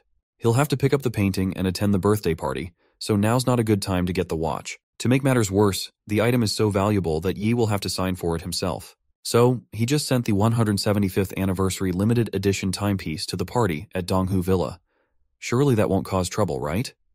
Lin arrived at Donghu Villa and met Qing, who was dressed boldly. Then they entered the villa for the celebration, where others commented on Qing's beauty and wondered who accompanied her. Qing apologized to Grandpa Yang for being late, and he replied graciously. He asked to be introduced to her boyfriend. Tian explained that Lin was the driver and falsely claimed he owned a sports car. Qing assured everyone to trust that Lin was experienced. However, Tian's friends still doubted Qing. Tianxin introduced her boyfriend Zheng, who worked for the same company as Lin. Zheng mentioned the company's new luxury car and promised to investigate further. Grandpa became angry and demanded Qing to make Lin leave. Suddenly a car arrived, and 2 people presented Lin with a limited edition rare watch worth $3,000. Others were shocked by its value. Grandpa then asked Tianxin to apologize to Lin. Another girl criticized Lin for not siding with Qing and insisted that he should have given the watch to Grandpa as a gift instead. Tianxin agreed and revealed that Zheng had been courting the girl for a month. Zheng presented the gift, an antique set of bronze coins from the Qing dynasty, valued at around $300,000. Tianxin and the other girl criticized Qing, pointing out that despite her boyfriend's wealth, he hadn't spent any money on the gift. Qing then presented her gift to Grandpa, who complimented its quality. Tianxin remarked that it seemed like a cheap item, but Grandpa replied that the thought behind the gift mattered more than its price. Lin told Qing that she didn't need to lie, as he was the one who had prepared the gift for Grandpa. Qing asked how he could say such a thing. Lin said that he had already prepared a gift for Grandpa, so he handed over the gift scroll to Grandpa, saying that it would be bad if he came without any gift. The gift was a rare piece of art, the Peach Blossom Forest, worth $30,000, which shocked a man there. Tianxin wondered if it was really worth that much. Grandpa explained the history of the painting. Zheng revealed that the owner of the art had refused an offer of $33,000, so the painting Lin gave must be a fake. Tian blamed Lin for the fake painting. Qing trusted that Lin wouldn't do such a thing. Zheng tore the painting, stating he had once seen it at Cheng's house. According to the rules, they had to destroy the fake one. Qing was furious upon hearing this. Lin calmed her down and disqualified Zheng from the Baba company. Zheng asked who Lin was to expel him from the company. Lin revealed that he owned a 20% share of the Baba company. Qing didn't believe this and asked him to stop worrying Zheng. Lin asked Zheng to call Cheng to confirm if it was true. Zheng agreed and put the call on speaker so everyone could hear. As Cheng picked up the call, Zheng asked if he knew Lin. Cheng confirmed, instructing Zheng to show respect to Lin. Otherwise, he would be disqualified from the company, and Lin actually held a 21% share in the company. Zheng told Lin he had met that Lin had 20% shares. Cheng replied that Lin had made a deal for 1% in exchange for the rare painting. Zheng was shocked to hear this. Again, Lin stated that Zheng was disqualified. Tianxin asked them not to spoil the mood of Grandpa's birthday party. A second girl asked Lin if he couldn't do it for Qing's sake. Lin replied he would do whatever Qing asked, but they weren't allowed to talk to him like that. Grandpa was shocked, holding the torn rare painting. Lin ordered Zheng to pay for it. Zheng apologized, but Lin warned him he would call the police. After that, Zheng asked Tianxin for help. She got angry at him as well and broke up with him, refusing to help. He begged her not to leave him. Lin told Zheng to get up because Tianxin wasn't worth it for him. After that, Lin asked Mr. G to talk alone, so he asked G to order everyone else to leave. Mr. I. G agreed with that. As the family gathered with Lin, he revealed that he wanted to talk about Tianxin. He then asked if she had driven his car to the Peninsula Grand Hotel the previous day. She agreed and explained her reason, asking if he had any problem with it. He denied having a problem, but revealed that there were some strange toys she brought and that she met 2 foreign men. She was shocked upon hearing that. Lin said he had a few videos that he would transfer to Qing later, and that there wouldn't be any evidence if she had done it in a private area, but it seemed she did it in public. He showed the video to Grandpa. Tianxin begged for forgiveness, but Grandpa ignored her and slapped her. Tianxin's mother asked them to wait, but Mr. G pointed out that if Lin made the video public, their family would be disgraced. Lin said it wouldn't be appropriate for him to stay, so he decided to leave. Lin and Qing left the villa together. She thanked him, mentioning the expensive gift. He replied that it was a shame it got torn and that he wouldn't stand by and watch them bully her. After that, he left. After that, he thought about grabbing something to eat after completing the mission of driving the Baba Company car. He received an order from Yuan. Yuan was standing there when Rui arrived and offered to give her a ride in his BMW. She declined, saying she was waiting for a cab. Then Lin arrived in his supercar, asking if she had booked a cab and mentioning he had come to pick her up. Rui was shocked to see the cab, and Yuan told him not to follow her. They left, and Yuan complimented Lin's car. He finally dropped her off, and she blushed as she asked for his number and whether he believed in love at first sight. He told her not to say that to anyone else. As he was leaving, Wen called him, asking for a ride to the office the next day. He joked, asking if she wanted to give him the money she had received. Wen said he could make such a joke with his family, and since they were testing him, he passed, and they were now in a relationship. He then asked her to give him his 300,000, stating he wouldn't leave a single penny. After that, the scene shifts to Tianyi Homes, where a girl was standing on the footpath and saw Lin with his car. He offered her a lift, asking if she was going to the Zhonghai International Circuit. She agreed, mentioning that there was an event there and she had a chance to participate. She then gave him some fruits she had. As they reached the Zhonghai International Circuit, Lin said he wanted to watch the event with her as well. They found two people looking aggressive towards each other. The girl asked them what had happened. She told Lin that those were Ren and Sui, popular streamers on Douyu, and she inquired about the situation. Sui explained that Ren wanted to drive them away. Ren denied it, saying there was only room for one live streamer. The girl suggested that the area was big enough for all three of them to stream. Sui said that Ren had been influenced by Qin's associates and wanted to leave them. A girl approached and told Ren they had entry cards and that Qin was waiting for them. Teasingly, Ren walked inside while Sui appeared very angry. The girl with Lin asked Sui to calm down because they couldn't do anything as long as Qin was with Ren. Lin intervened and told them to go ahead with the livestream. Ren warned Lin that he would be in trouble if Qin showed up.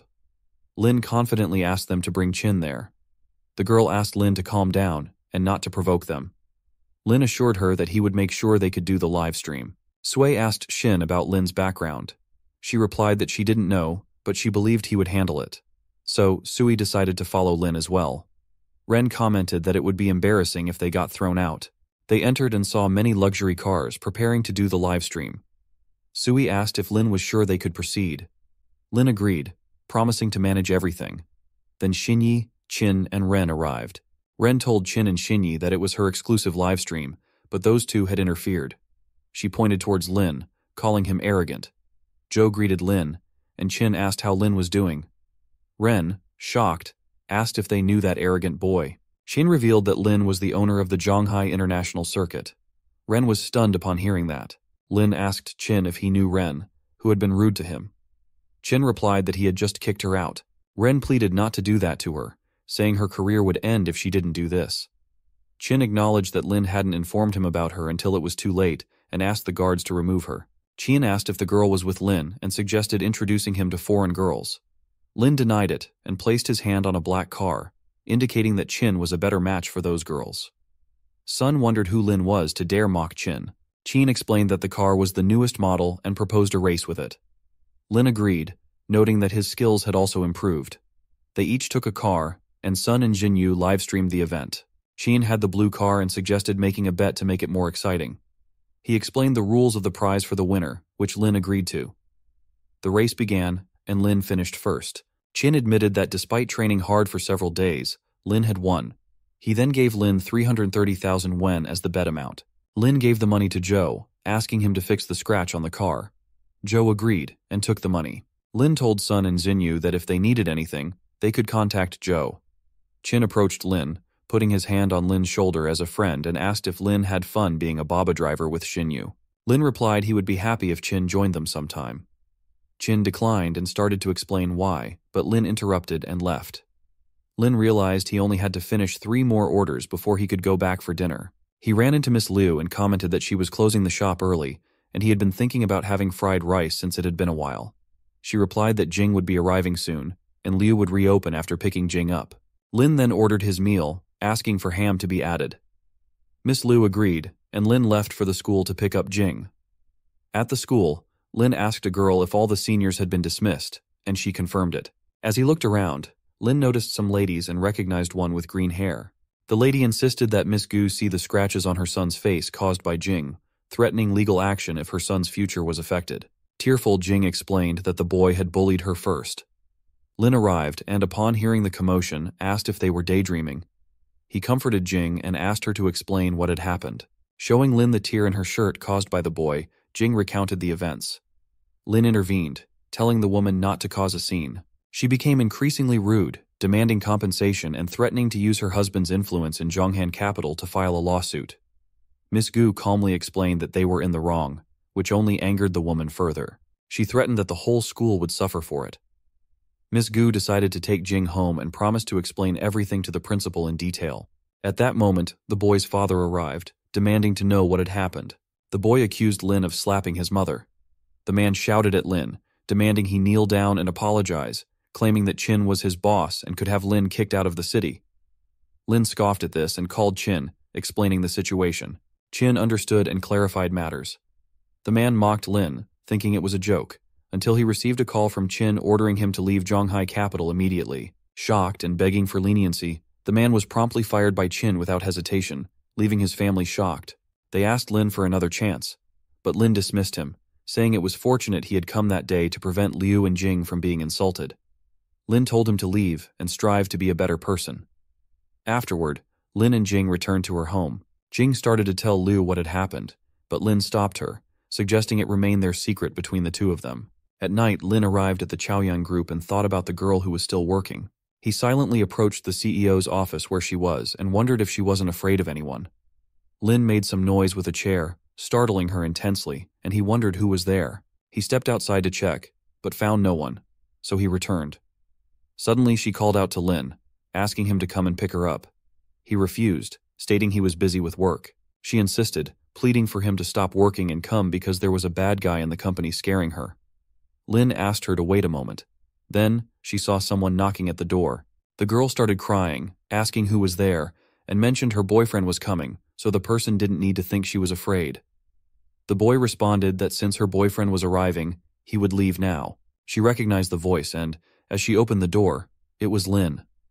She hugged him tightly, explaining that a bad guy had been scaring her and asked how he had arrived so quickly.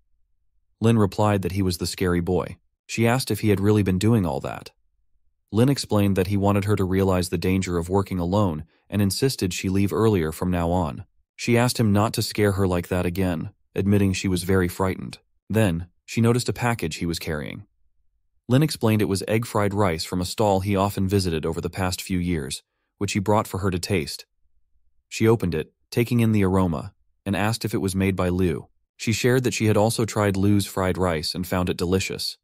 She jokingly punished Lin by making him feed her, which he agreed to, saying no one would believe he would do such a thing. He fed her and remarked that it was late, offering to drive her home. She thought highly of him for it. Chin called Lin and mentioned he had a list of internet celebrity girls, asking if Lin wanted to relax. Lin replied that the girl next to him was better than any internet celebrity. Chin asked for a picture of the girl. Lin agreed and asked her for a selfie. She wondered why, all of a sudden. Lin explained he was going to send her photo to someone to show the difference between real and fake. She wondered if she should put on makeup and get ready. Lin complimented her, saying she looked good even without makeup, and then took a selfie. She distanced herself a bit, feeling awkward, but Lin reassured her that she didn't have to feel weird.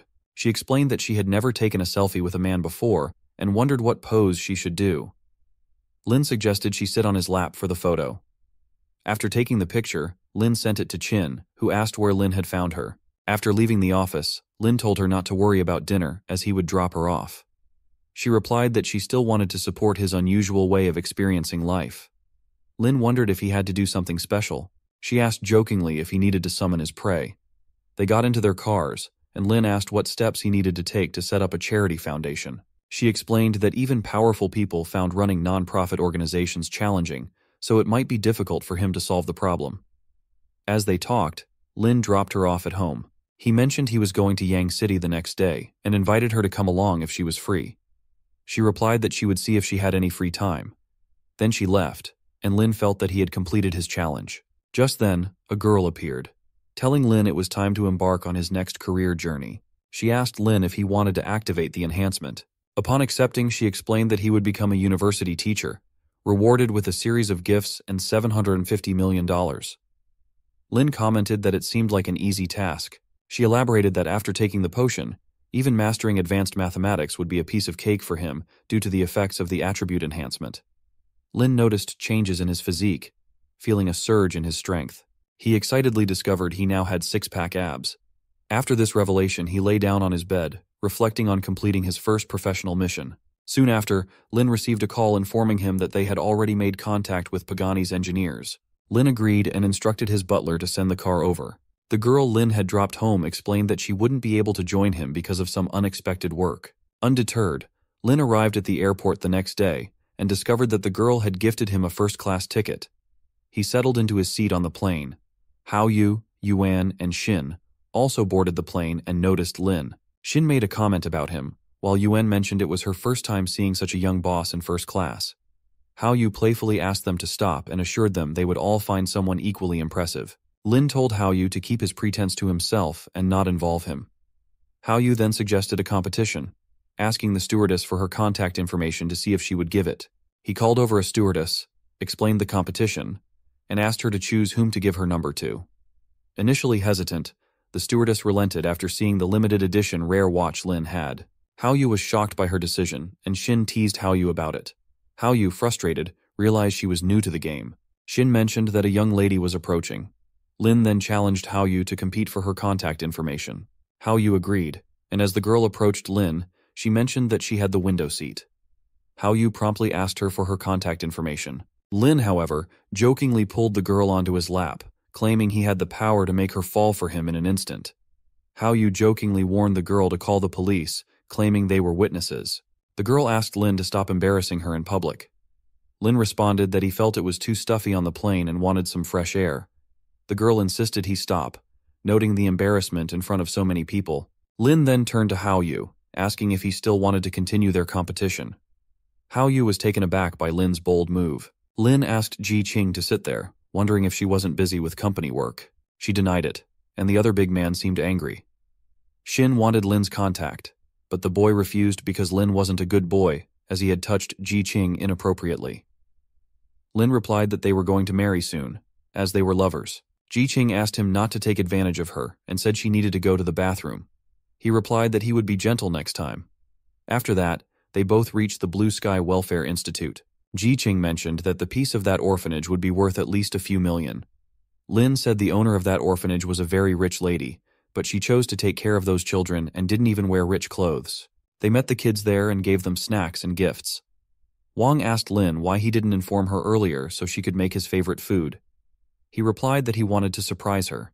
Wang asked if the surprise was Lin's girlfriend, whom he brought to meet her. As Ji Qing introduced herself, Wang asked her not to bring anything the next time. Wang asked a man to take the kids back while she took Lin and Ji Qing inside. As the man left, he saw Ning arrive with her boyfriend. Wang was so happy that Lin and Ning both came with their friends on the same day. Lin told Ji Qing that Ning also grew up in the orphanage, but for college, he went to Shanghai, and she went to Yang City. He then asked Ji Qing to go and take a look. Ning arrived with her boyfriend in a car and told the kids that she had brought lots of goodies for them. Some boys touched the car, and when Ning's boyfriend saw that, he became very angry with them because he thought the car would get dirty and would need to be washed. Ning met Lin and his girlfriend, asking for introductions. Ji Qing introduced herself, mentioning that Lin had already told her about Ning. Ning commented that Lin was charming to have such a good friend. Ning's boyfriend introduced himself as Tao, and as he was about to shake hands with Ji Qing, Lin interrupted by pushing Tao's hand back and asking him to be polite. Tao became angry at this behavior. Tao then said he would donate 100,000 to the orphanage, but Wang declined, saying they had already done enough. Lin asked her to accept it as a token gesture. Tao asked Lin to donate some money as well. Lin agreed to donate 100 million. Upon hearing that, Tao was shocked and accused Lin of lying. Wang told Lin it must be hard for him, and suggested they leave and have lunch. Tao bet that if a taxi driver could donate that much, he would donate 10 times the amount. Lin called someone, provided an account number, and instructed them to transfer 100 million into that account. Just as Wang found that her account was really credited with that much money, Tao took her phone to check and found it was real. Lin asked when Tao would donate, as they had agreed. Tao felt so embarrassed after that and pretended he had some work, rushing away from there. Ning asked him to wait, but Tao didn't stop. Lin told her that Tao wasn't a good person. Miss Wang asked Lin how he got so much money. Lin replied that he started a small business and made a profit, and Ji Qing added that Lin invested in some projects in Zhonghai as well. Wang said it wasn't a small amount of money, and that it takes a long time to earn, so she was going to return his money. He replied that he had enough money to live comfortably and insisted she keep it, then suggested they go and have lunch. During lunch, Ji Qing asked Lin what he would do afterward. She said she would go to check on the Yang City offline branch because she felt there was something wrong with the account and asked him to come with her. He replied that everything was well prepared. Ji Qing assured him that she wouldn't tell anyone she was going there. Lin told Wang that they had work to do and they were leaving. Suddenly, Ji Qing's dress tore, so she went to change. While changing, she asked Lin to help her with the zipper because it got stuck. He asked if she couldn't wear the dress without it. She asked why he was complaining and if he didn't love to do that. He replied teasingly. When the zipper got stuck again, he went to get scissors. She mentioned that she didn't have anything else to wear. Lin explained why the zipper got stuck. So, he got the scissors and fixed it. She felt awkward about it. After that, they both went to the Chaoyang branch of Yang City. When they reached the conference room, the employees were shocked and asked why Ji Qing didn't inform them beforehand that she was coming. She told Wang that there was no need for that, and then asked to send the accounts for the year to the conference room. Once provided, she looked at the accounts and asked where Wang had gone. She found that the branch had a discrepancy of more than $30 million and noticed other problems with the accounts. She warned them that she would call the police. Some people entered and said they came to collect the debt Wang owed them, which was 1 million. Ji Qing was shocked to hear this. One of the men said that if she came with him that night, he wouldn't ask for the money anymore. Lin intervened and said he thought Zheng had ordered them to stop Lin and Ji Qing from calling the police, and that Zheng didn't owe them any money. The man got angry upon hearing that, but then Lin offered them 2 million to help take Zheng to the police station. The 3 men were shocked and agreed to do as Lin said. They rushed outside to capture Zheng and take him to the police station. Lin asked Ji Qing to take the financial statements while he went to the police station. When they reached outside the police station, Lin told her not to let the news out as it would devalue the Chaoyang group. She thanked him, saying that if he hadn't been there, she would have been in trouble. He asked her to go into the police station alone, and he would go after Zheng. She asked him not to put himself in trouble. He handed over the files to her and told her to go to the police. Otherwise, if she was late, the loss might increase. He then left. After 3 hours, he finally returned with Zheng, and when Ji Qing saw him, she was happy and asked if he was hurt. He denied it and said to leave the rest to the police. Zheng was arrested, and he begged Ji Qing to spare him, promising to return everything to her. She was so angry that she didn't spare him. After that, she grabbed Lin's hand and asked him to go back to Zhonghai. He agreed. The scene shifts to Yunshui Villa, where they both arrived by taxi. Ji Qing offered to cook for him. He was surprised to hear that she was a good cook.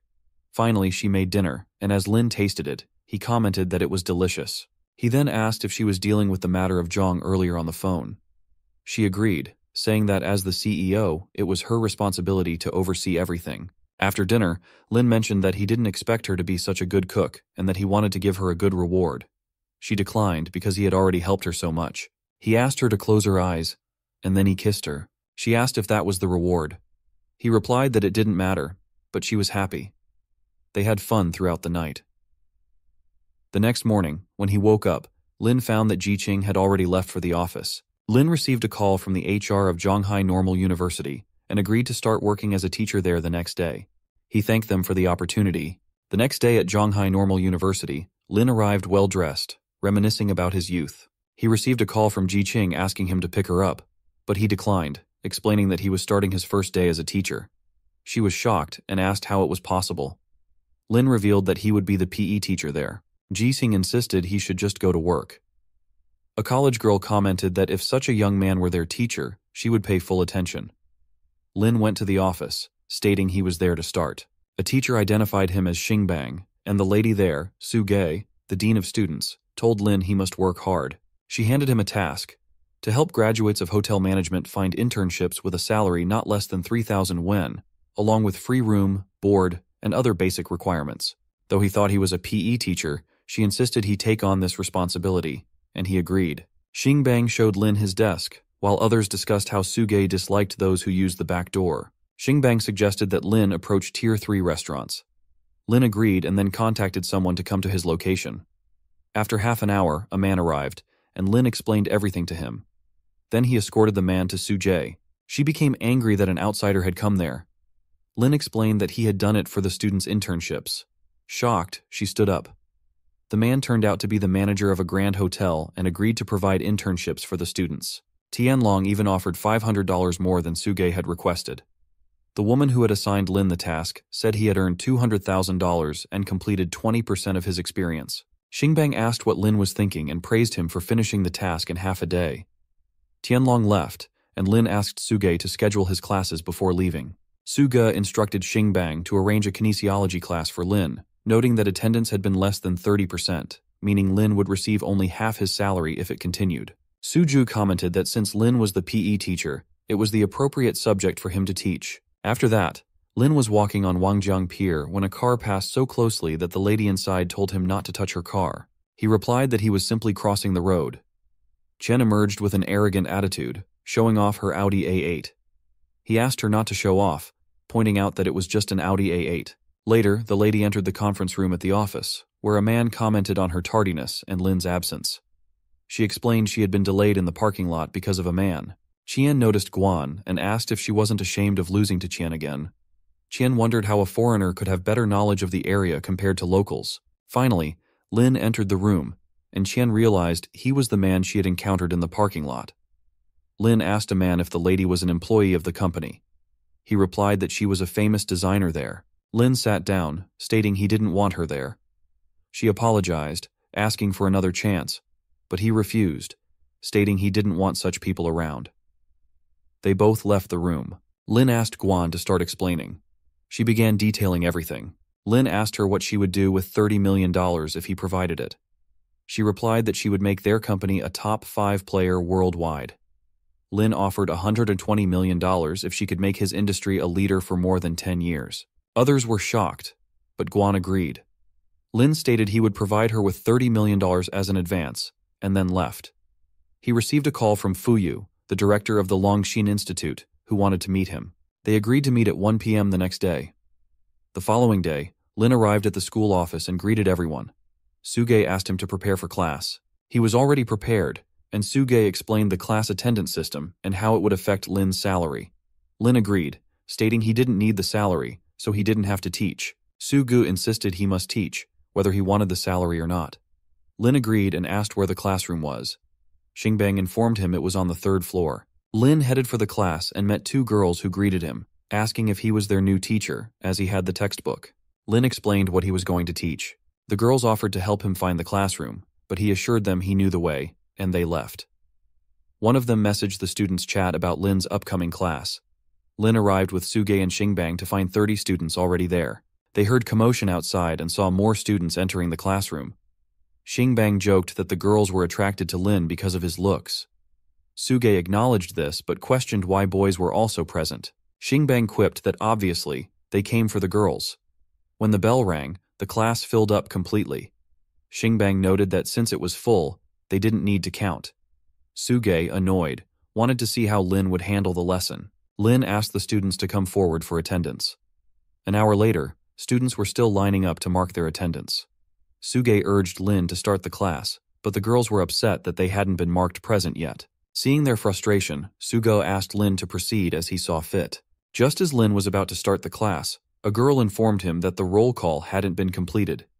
As Lin began to do that, the bell rang signaling the end of the class. Lin instructed the students to start from the next day. Xingbang commented that it was the first time he had seen such an amazing class.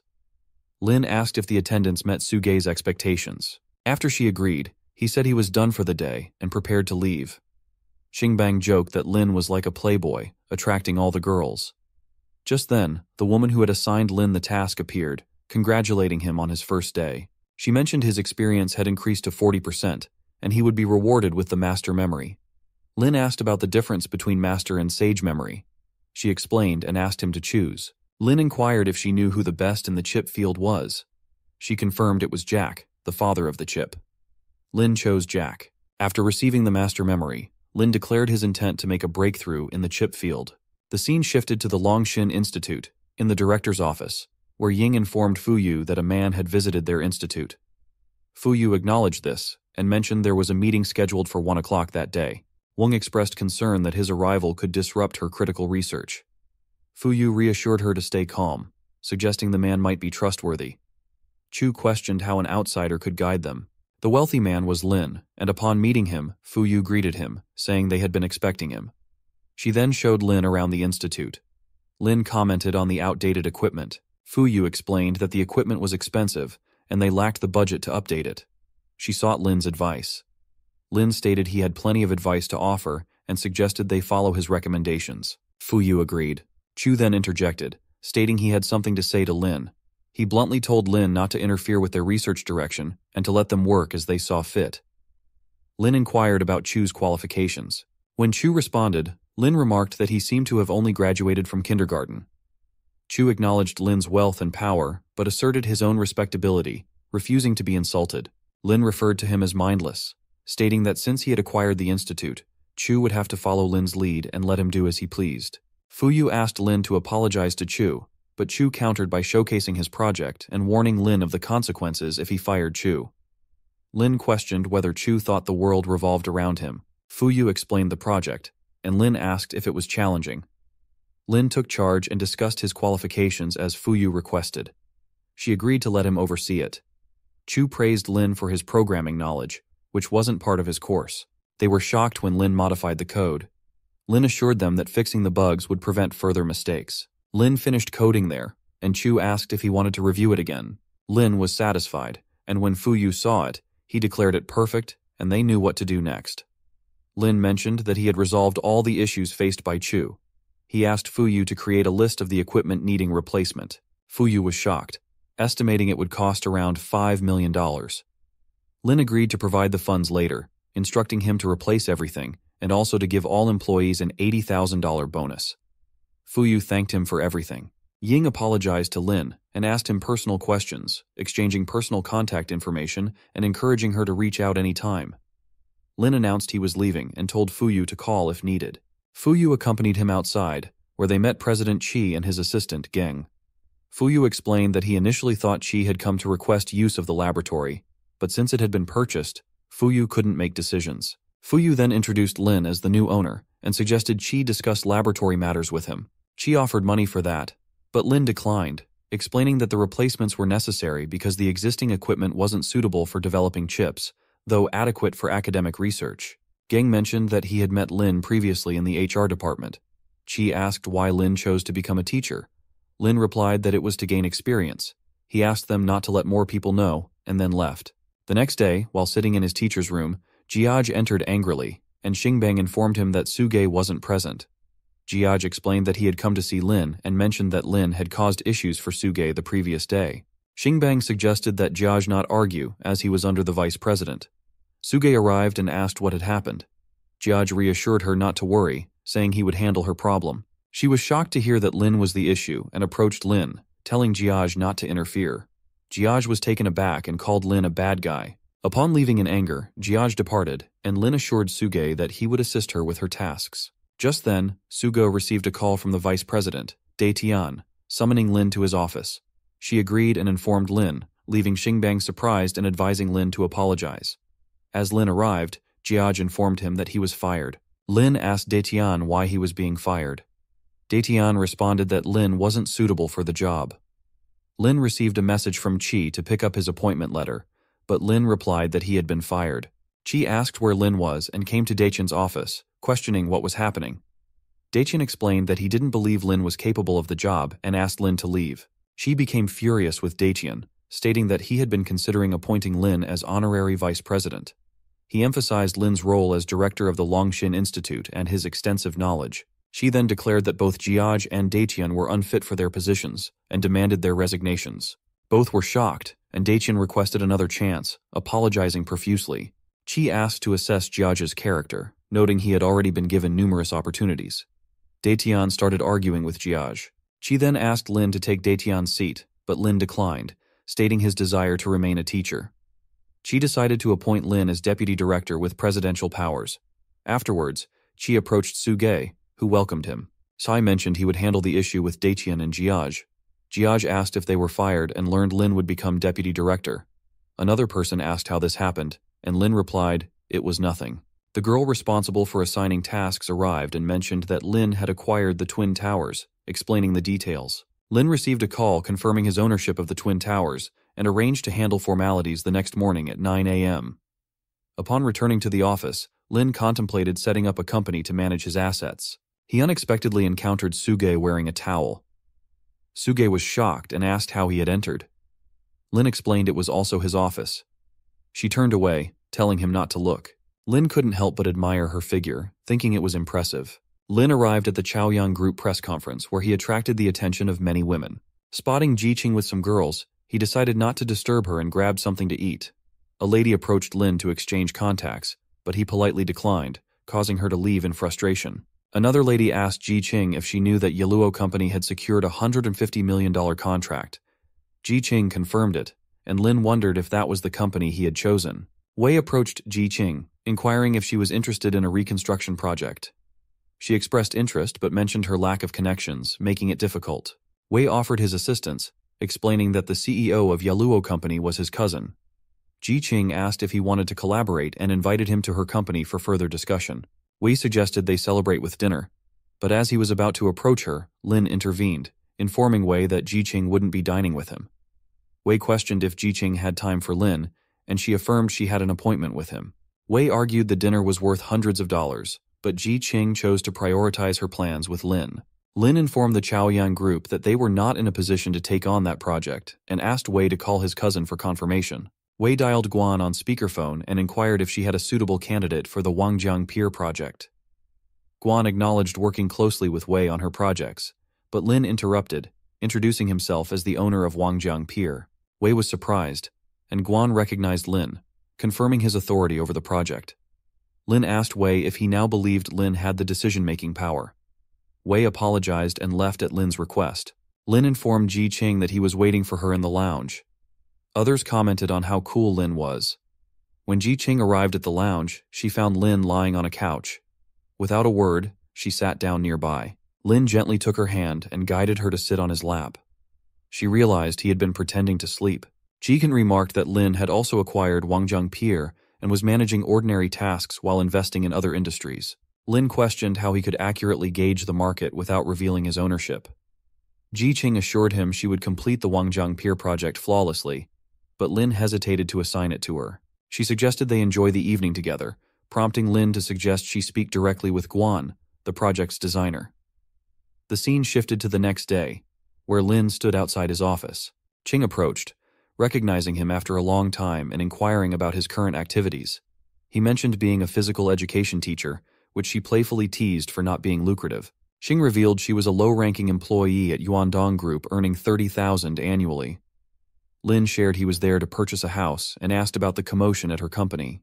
Qing speculated about a mysterious tycoon who had acquired the Twin Towers and was expected to complete formalities that day. Vice President Luo prepared to meet the buyer of the Twin Towers.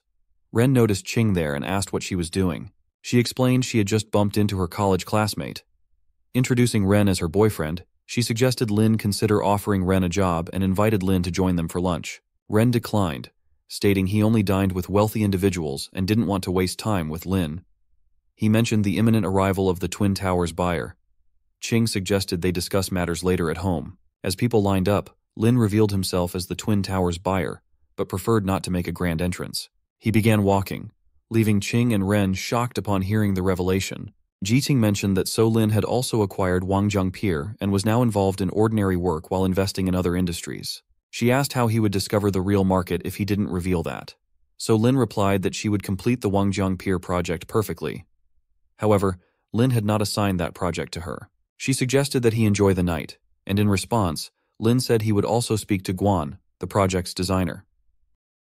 Vice President Luo arrived, visibly angry, and asked what Qing was doing. She apologized, explaining that Lin was her classmate who had lost his mind. Luo instructed security to remove her from the premises. He then slapped Ren, who asked for the reason. Luo revealed that Lin was the one who had purchased the Twin Towers, questioning how they dared to treat Lin that way. Ren asked if that was even possible. Qing asked Lin if he really bought it. Lin confirmed he had come to buy his own home. Luo apologized to Lin and promised to host a banquet that night to make amends. Lin asked Ren if he still wanted to have dinner together. Luo instructed them to leave Ren alone and focus on signing the contract in the conference room. When Lin arrived, he found numerous documents to sign, which took nearly half an hour to complete. During the contract signing, Luo asked if Lin had anyone to manage the Twin Towers. Lin inquired if Luo could recommend someone. Luo mentioned that his brother owned a property company in the city and offered his brother's services if Lin hadn't found anyone yet. Lin requested Luo to have his brother contact him. On the other hand, Qing and Ren emerged with some files, and Ren said he would find another job to support her. However, she responded that they weren't right for each other and broke up with him. Ren was shocked, reminding her of their promise to marry. She explained that Lin had given her a love letter in college, and she intended to be with him now. Ren criticized her, calling her unfaithful, and then left. Qing stood outside, applying makeup. Lin approached and asked why she hadn't left yet. She replied that she was waiting for him and had also broken up with Ren. Lin nonchalantly said he didn't care. Qing then mentioned the love letter Lin had supposedly written to her in college, now accepting it as true. Lin revealed it had been written by someone else. Others nearby gossiped that girls like Qing only wanted to be with rich men and were not good people. Lin told Qing to return to work and announced he was leaving. As he got into his car, she sat inside without permission, claiming she had been fired and asked him to drop her home. He demanded to know who allowed her to sit there. Qing pleaded with Lin to drive her home since they were classmates. Irritated, Lin called the police, describing her as a crazy girl who had illegally entered his car. Hearing this, Qing quickly got out, and Lin drove away. The scene shifted to Music Plaza, where a girl on a bike was hit by a car. The man emerged angrily, berating her for damaging his new car and questioning why she had come there if she couldn't handle herself. She retorted, asking why he was shouting, and offered to pay for the damage. The man scoffed, implying she couldn't afford it, and then condescendingly offered her a job as his secretary, suggesting he would deduct the repair costs from her salary. Enraged, she objected, but he abruptly silenced her by covering her face with a cloth, causing her to lose consciousness. Suddenly, Lin arrived in his car, drawing attention and admiration from onlookers. Recognizing Lin, Ying approached him and asked why he was there. He simply replied that he was passing through. Noticing her red hands, he inquired about what happened. Wang explained that the man had been taking liberties with her and recounted the entire incident. Lin asked the man how a motorcycle could be blown over on such a hot and windless day. Spotting a monitor nearby, Lin suggested they review what happened. After viewing the footage, the man proposed they forget the incident, offering to repair his car. Lin questioned his hurry and threatened to call the police. The man pleaded for mercy, explaining he needed to support his family. Lin relented and left him. Ying mentioned feeling dizzy, prompting Lin to offer to drive her home. During the ride, he asked if she still lived in the same apartment. She confirmed, and Lin questioned why she hadn't bought a car, especially now that she was promoted to sales minister.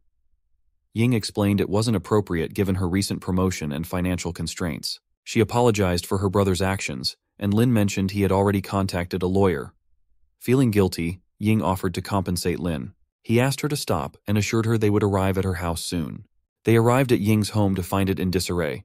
She cleared a space for Lin to sit, mentioning her own messy house. She invited him to stay and offered to prepare a big dinner after her shower. While Lin played games, Ying interrupted from the bathroom, complaining of feeling hot and dizzy. Concerned, Lin asked if she lived alone. She unexpectedly asked for a kiss. Lin hesitated, not wanting her to regret it, but she insisted, expressing a desire not to overthink and wanting him to feel her. Afterward, Lin inquired about Ying's divorce. She explained her husband had cheated on her, leading to their breakup. Lin criticized the man for betraying such a good wife. Preparing to leave, Lin advised Ying to finalize her divorce quickly. She argued that it was exhausting to drive him home and suggested he stay the night. Lin declined, citing an early commitment at the university the next day. Despite the late hour, he left to go home. Next day at the university, Lin was shocked to find that his desk in the teacher's room was missing. Xingbang informed him that he had been promoted to deputy director, so he and Suge would now share an office. Lin protested, saying he didn't want this and requested his old desk back. Just then, Suge arrived and asked Lin to repeat what he had said. Lin was surprised to see her and quickly dismissed it as nothing important. After that, the phone rang and Suge picked up the call. She was informed that Xiao was threatening to jump from a building due to work-related stress and was asked to come quickly. Shocked, Suge asked where Xiao was. She explained to Lin that Liu had told her Xiao was distressed over work issues and contemplating suicide. Suge urged Lin to accompany her, and they, along with Xingbang, hurried to the scene. On the way, Lin questioned what was happening and who was considering jumping. Suge explained that Xiao was a brilliant student set to graduate that year, who had rented an apartment for her internship. She didn't know the exact details of what had happened. Xingbang asked where Xiao was working, and Suge mentioned it was at Zhonghan Capital, which Lin recognized as Qin's company. Upon arrival, a large crowd had already gathered. Suzhou crossed the police line, identifying herself as Xiao's teacher, and asked to speak with her. The police agreed, but he decided to accompany them. They reached the top floor, where a lady was already present with Xiao, who was seeking help. Suzhou asked Xiao about the problem and commended her bravery, questioning the reasons behind the incident. Xiao tearfully revealed that someone had done something terrible to her, and even her boyfriend didn't believe her. They were shocked to hear this. Lin asked Xiao to disclose the name of the perpetrator. Xiao replied that she never thought the deputy CEO would do such a thing to her. Suge reassured her, urging her to calm down, noting that she was still young with much ahead of her. As Xiao backed away, she warned that she would jump if they approached. Lin urged her to do it quickly, suggesting it would expedite police action. He told her that death would be pointless, and asked what would happen to her case afterward, emphasizing that she needed to live for justice. Suzhou assured her that they would definitely help Xiao. Xiao refused, stating they wouldn't be able to do anything because the man was the deputy CEO of Zhonghai Capital. Lin promised her that he would ensure the deputy CEO went to prison, but he wouldn't force her if she didn't want to proceed. As she glanced away, Lin suddenly moved to grab her and pull her back. The police expressed their gratitude, and Lin stated he did what needed to be done, requesting the police to take her statement. They agreed. The girl expressed her despair, wondering if they could really win. Lin began to leave. Suge asked about it, and Lin explained he was going to Zhonghai Capital to gather evidence for the case. Xingbang wondered if Lin intended to challenge Zhonghai Capital alone. Suge hurried to stop him, asking Xingbang to stay there. She rushed to the car, urging everyone to calm down, expressing her desire to help Xiao, but acknowledging the deputy CEO's power. He asked her to get out of the car, but she fastened her seatbelt and sat firm, determined to go with him. He drove the car to Zhonghai Capital and informed the receptionist that he wanted to meet Kui. The receptionist asked if he had an appointment. When Lin said no, the receptionist informed him that he couldn't see Kui without one. Lin made a call to inquire about Officer Kui's whereabouts. The person on the other end informed him that Kui was in room 1809 and asked why Lin wanted to meet him, urging him to explain his purpose. Lin replied casually, saying it wasn't a big deal and that he just wanted to teach that CEO a lesson. Lin proceeded inside as the receptionist asked him to wait. In Officer Kui's office, he was in a meeting with another man discussing investments that were under Kui's jurisdiction. Kui welcomed Lin, mentioning he was having a rough day and was looking forward to some entertainment. Lin kicked the door open, questioning if Kui hadn't had enough fun already and was still seeking more. Kui demanded to know who Lin was and how he dared to barge in. Lin confronted Kui about his misconduct with Xiao, accusing him of wrongdoing. Kui asked if Lin was Xiao's teacher and had come to confront him. Lin clarified that Xiao had falsely accused him because he had rejected her advances, and he wasn't going to let that go easily. Suzhou moved to confront Kui for his shameless behavior, but Kui grabbed her hand, pushing her back, asserting that she wasn't qualified to speak to him and that he had the legal department behind him. Lin became visibly enraged and kicked over a cup, expressing his anger. Kui ordered Chan to call security. Chan began calling for security, and Kui himself rushed to attack Lin. Lin retaliated by kicking him down once again. Suga thought Lin seemed incredibly strong. Security arrived with Jin, the head of Zhonghai Capital, who asked Lin to stop. Despite his anger, Lin declared he would even beat Jin. Jin warned Lin that Zhonghai Capital was Qin's company, and that Lin didn't stand a chance against him, urging him to cease his foolish behavior. Lin remained defiant, stating Qin wouldn't dare touch him, and questioned who they all were. Someone announced Qin's arrival. Kui warned Lin of impending trouble now that Qin was present, insinuating Qin would side with him because Qin's father was Kui's uncle. Lin retorted that he would still defeat Kui. Qin intervened, and Kui accused Lin of causing chaos in the company and attacking him. Qin confronted Kui, questioning what dishonorable act he had committed to provoke Lin. Shocked, Kui remained silent. Chin asked Lin to calm down and explain what had transpired. Jin and Sugo were equally surprised by the unfolding events. Lin recounted to Chin what Kui had done to Xiao, revealing that Xiao had been driven to contemplate suicide because of Kui's actions. Chin asked Kui if this was true. Lin added that Kui had blamed Xiao for what he had done to her. Enraged, Chin also kicked Kui. Kui protested, asking not to be treated that way since they were cousins. Chin replied that he didn't recognize Kui, and assured Lin that he would handle the situation. Lin agreed and expressed his desire for Kui to be in prison the next time they met. Chin agreed to ensure justice. Lin took Suge's hand and left, trusting Chin to handle the rest. Suge was amazed that Lin knew such a powerful person and that the matter had been resolved so quickly. She praised Lin for daring to confront them. Lin replied that as a teacher he had a duty to act, otherwise he didn't deserve to be called a teacher. Lin criticized the school system for failing to properly educate the younger generation, leading them to struggle in social situations after graduation. Sujo decided to inform the headmaster about these issues so they could be addressed. They sat in the car, and Lin realized he had completed a task, earning a 60% experience boost and a reward of $160 million. Suju called him and offered to drive, noting he must be tired from the day's rush. She suggested he meet Xiao's boyfriend the next day, and Lin agreed. The scene shifted to Lin's house, where he received a call from the general manager of Dinghui Property Management Company, requesting a convenient time to discuss sending the property to Twin Towers. Lin scheduled the meeting for 1 o'clock the following afternoon. Meanwhile, at Kaishuan Villa, Qin was summoned by his father, Zheng. Zheng mentioned hearing that Qin had fired Kui and asked for the reasons behind it. They also discussed Lin, and Zheng advised Qin to work diligently. Qin refused, citing that their capital had exceeded $1.5 billion. Zheng then brought up Qin's girlfriend, suggesting marriage. Qin assumed Zheng was referring to Suge, but Zheng showed him a picture of another woman, stunning in appearance. Zheng informed Qin that it appeared he had agreed to marry, and that the girl had become the CEO of Chaoyang Group. Qin felt he had seen her before, and showed Zheng a picture of Lin with his girlfriend, asking if they were the same person. Zheng looked disappointed upon learning the girl already had a boyfriend. Qin mentioned he had been enjoying at a bar earlier and decided to return there.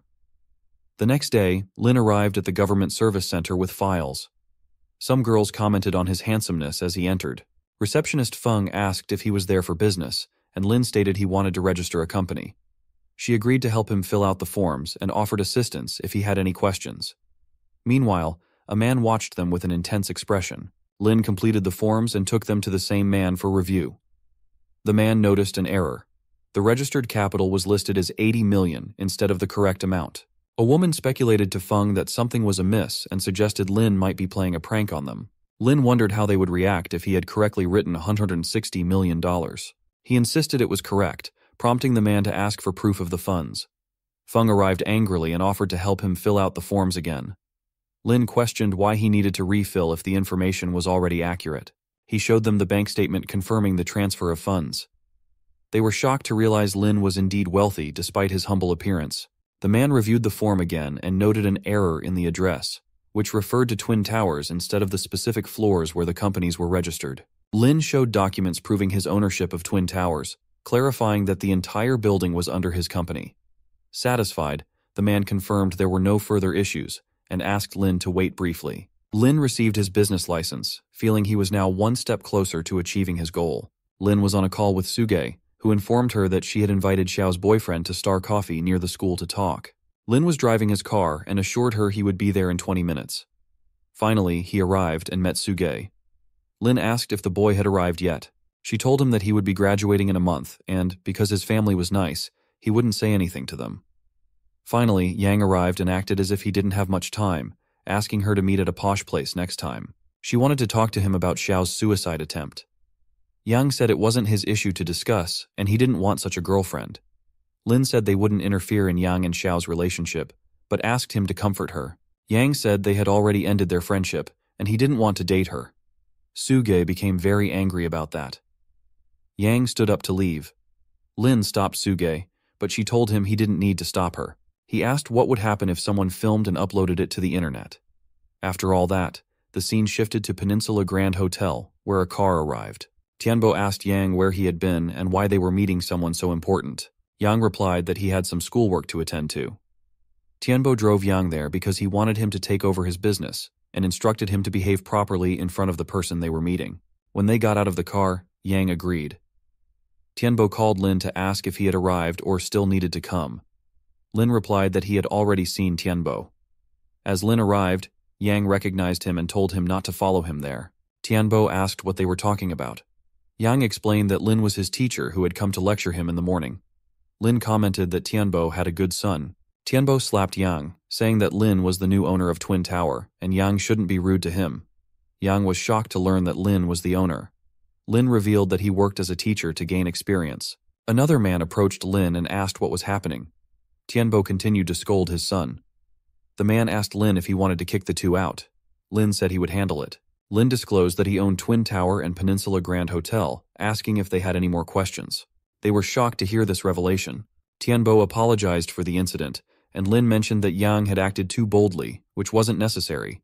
Yang admitted his fault and promised to apologize to Xiao and marry her. Lin warned him never to approach her again. Tianbo bowed in apology to Lin and expressed his hope that Lin would consider giving them an opportunity, noting their top position among property management companies. Yang again acknowledged his mistake. Tianbo slapped him, and Lin instructed Tianbo to remove Yang from the premises before discussing business. Yang agreed, so Lin proceeded to discuss business with Tianbo. The scene then shifted to Suge and Xingbang at the school. Xingbang wondered why they had stopped trying to convince Yang. Suge explained that Yang's arrogance was the reason. Xingbang asked if Lin had gone there and couldn't handle the situation. Suge replied that unlike them, Lin remained calm. Xingbang asked if she was praising or criticizing Lin, noting that they seemed well matched. Suge was shocked to hear this. After that, she received a call informing her that Yang had come to meet her. She asked them to make Yang wait. Xingbang wondered why Yang had come there. When she finally met Yang, he apologized for everything and added that he planned to visit Xiao, asking Suge to take him there. She agreed, thinking Lin was so impressive for handling the matter. The scene then shifted to Ying's house, where Lin met her. He suggested they go buy a car for her. She asked him to have breakfast first and then to try something she had prepared. Lin remarked that she had made a lot of food for breakfast. She replied that all of it was healthy food. Then she fed him with her own hands. He commented that it was delicious and asked what type of car she wanted. She replied that she wanted a beautiful white one. He suggested a Maserati, but she declined, saying it was beyond her budget and her senior already had one, so she decided on an Audi instead. He promised to buy her a car, as he had promised, and suggested they go to the dealership. At the dealership, Yu welcomed them and asked if they were looking to buy a car. Lin explained their requirements, and Yu took down the details. Ying mentioned her budget was only $30,000. Yu was shocked and hesitated to assist them, so he called Li Jing to show them the cars. She agreed, and Lin asked Yu if he thought their budget was too low, which was why he hadn't shown them any cars. Yu agreed with him. Just then, a man approached to ask whose sports car was parked outside. Yu checked and found it was worth more than $5 million. He asked Liu what was going on. Liu explained that he wanted to drive in, but the car was in the way, so he wanted it moved. Lin apologized and told Ying they should leave. He said he would move the car with Yang. Yu asked if the sports car outside belonged to Lin. Lin asked if there was a problem and suggested to Ying that they go to a different dealership since they weren't welcome there.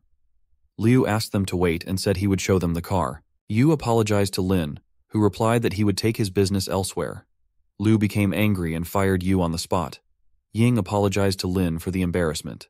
They arrived at a different dealership, and Lin told Ying she didn't need to apologize because with her help, he understood the beginning of his job. They found a car, and Ying said people might think she was the mistress of a rich person. Lin told her to ignore them, whether she liked it or not. Seeing that she did, he suggested they test drive the car. Afterwards, he bought the car for her. He suggested that she had had her license for a long time, so she could practice driving with him when he was free. She was thrilled and thanked him for the car. He hugged her and told her it was his pleasure. Lin arrived at Jiangnan restaurant to meet Guan, who mentioned she had been waiting for him. He suggested they sit down and eat while they talked. Lin asked when the first phase would be completed. Gen replied that it would take 2 months. Lin commented that it was too slow and promised to transfer her the $60 million the next day, urging her to find more companies to collaborate with.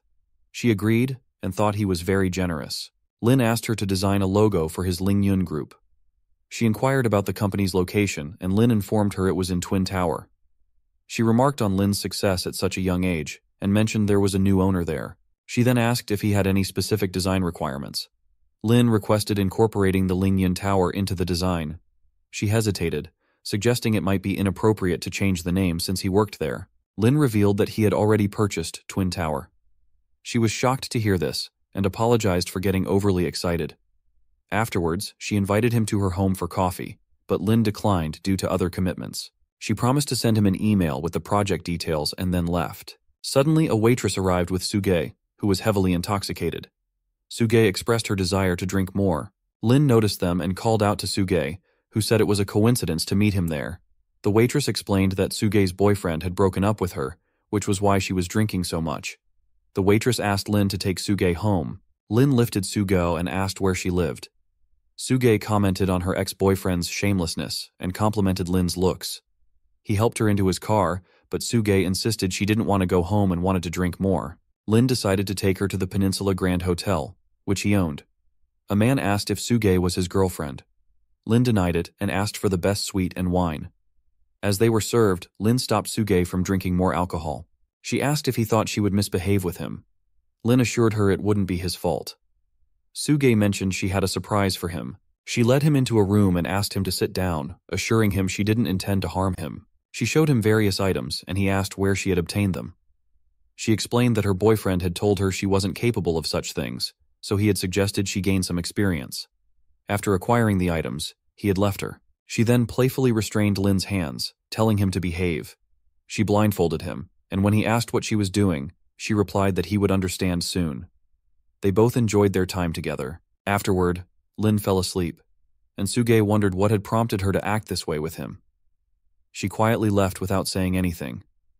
When Lin woke up, he found that she had run away without a word. The girl who had given him the task then appeared and revealed that his proficiency had reached 70%, offering him the opportunity to activate a new career. Puzzled, he agreed to activate it. She informed him that his new job would be as a delivery man, promising him numerous rewards including $1.5 million and a limited edition Tomoburini T12 with top-notch driving skills. Lin wondered why she had changed her attire. He realized that this new career seemed promising and would offer more freedom than teaching at school. She informed him that his bike was parked in the hotel's parking lot and suggested he go check it out. Lin dressed up and went to see his bike, noting its worth of $1 million and how cool it looked. He also found a helmet that wasn't yet available for sale. Lin put on the helmet and rode off on his bike. Lin meets Suge, who is shocked to see the bike. She thanks him for taking care of her the previous night. He advises her to drink less. She agrees and comments on how beautiful the hike was, wondering why he hadn't taken her there before. He explains that it's a place for study, not for showing off. She asks why he came with the bike that day. He replies that he came to collect his belongings and resign from his position. She asks if the incident from the previous day influenced his decision to resign. He denies it, saying he wants to do delivery jobs for freedom and relaxation. She wonders why he would do such work despite being wealthy and asks if he will deliver things she orders. He jokes that he doesn't offer special services. She insists he come with her to finish his tasks. Later, Lin quickly receives an order for a music stand. She arrives at Shangchem International Apartments and meets Guo to deliver the order, asking for $20. Hor arrives angrily, questioning why Lin came so quickly and challenging him to another game. Lin suggests to the boy that he should learn that skill. Howard asks Lin why he didn't learn it himself and criticizes him, saying if he could play the piano he wouldn't need to deliver things. Angrily, Lin asks if Howard is sure that he can't play. Howard mentions that it's so expensive that Lin couldn't afford it. Guo gets angry at Howard and tells Lin not to mind him. Lin insists that he really does know how to play the piano. Howard shows off his mother's talent, prompting Lin to play their piano. Howard tells his mother not to stop Lin and challenges him to play.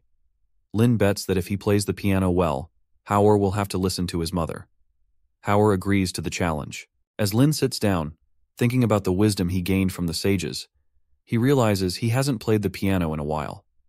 When he starts playing, Guo reminds everyone that it's the 8th hardest piece in the world, making the prodigy struggle. She tells Lin that she didn't expect him to play so well, and even though Guo is a college professor, she wouldn't attempt it.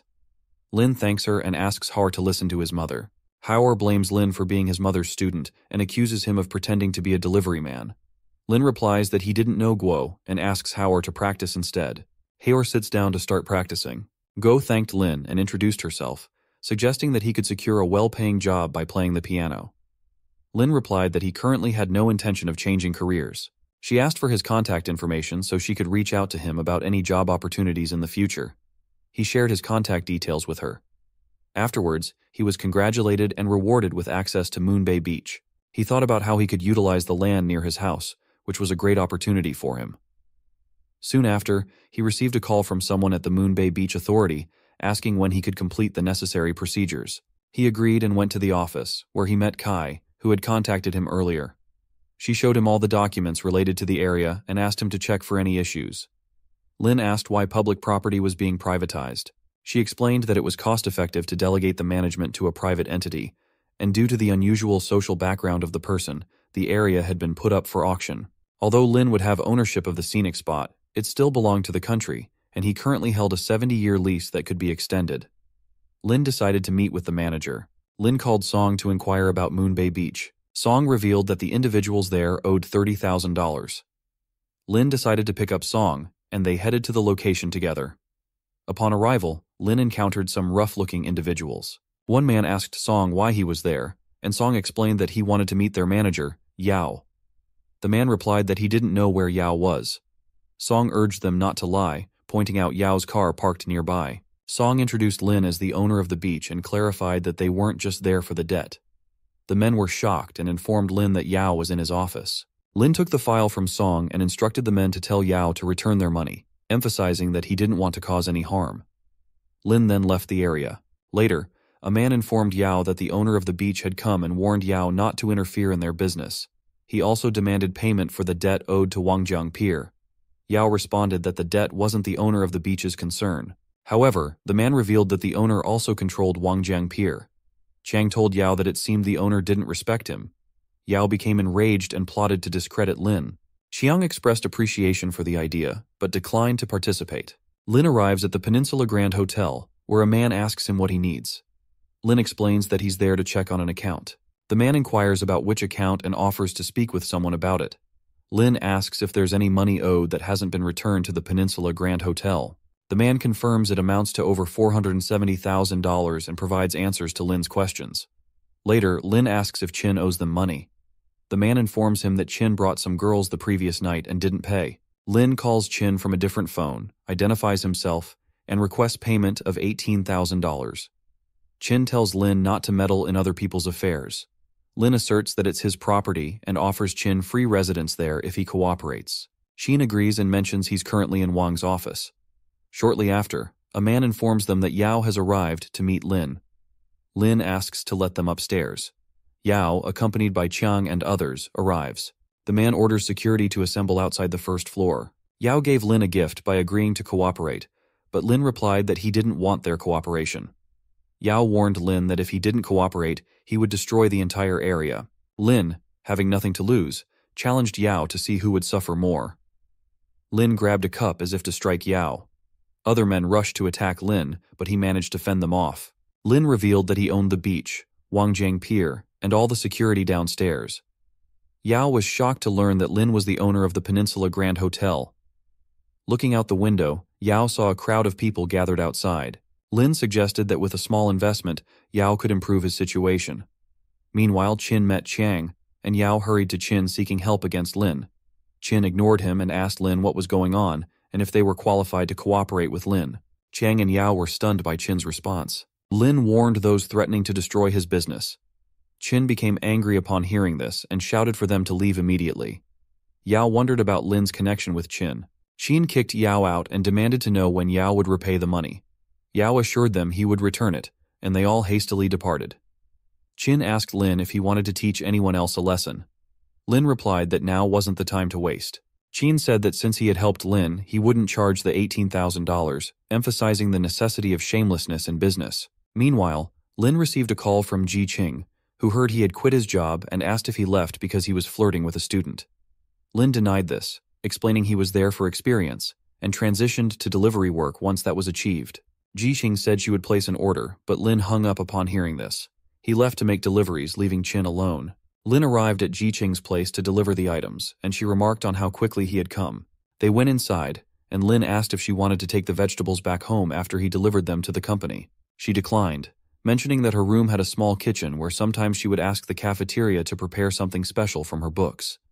Lin offered to cook something for her, and he put in a sincere effort. After 20 minutes, he served the food on the table. Jiqing was delighted and praised the meal, saying it was much better than the company's food and smelled wonderful. Lin asked her to enjoy it and went to fetch a glass of juice.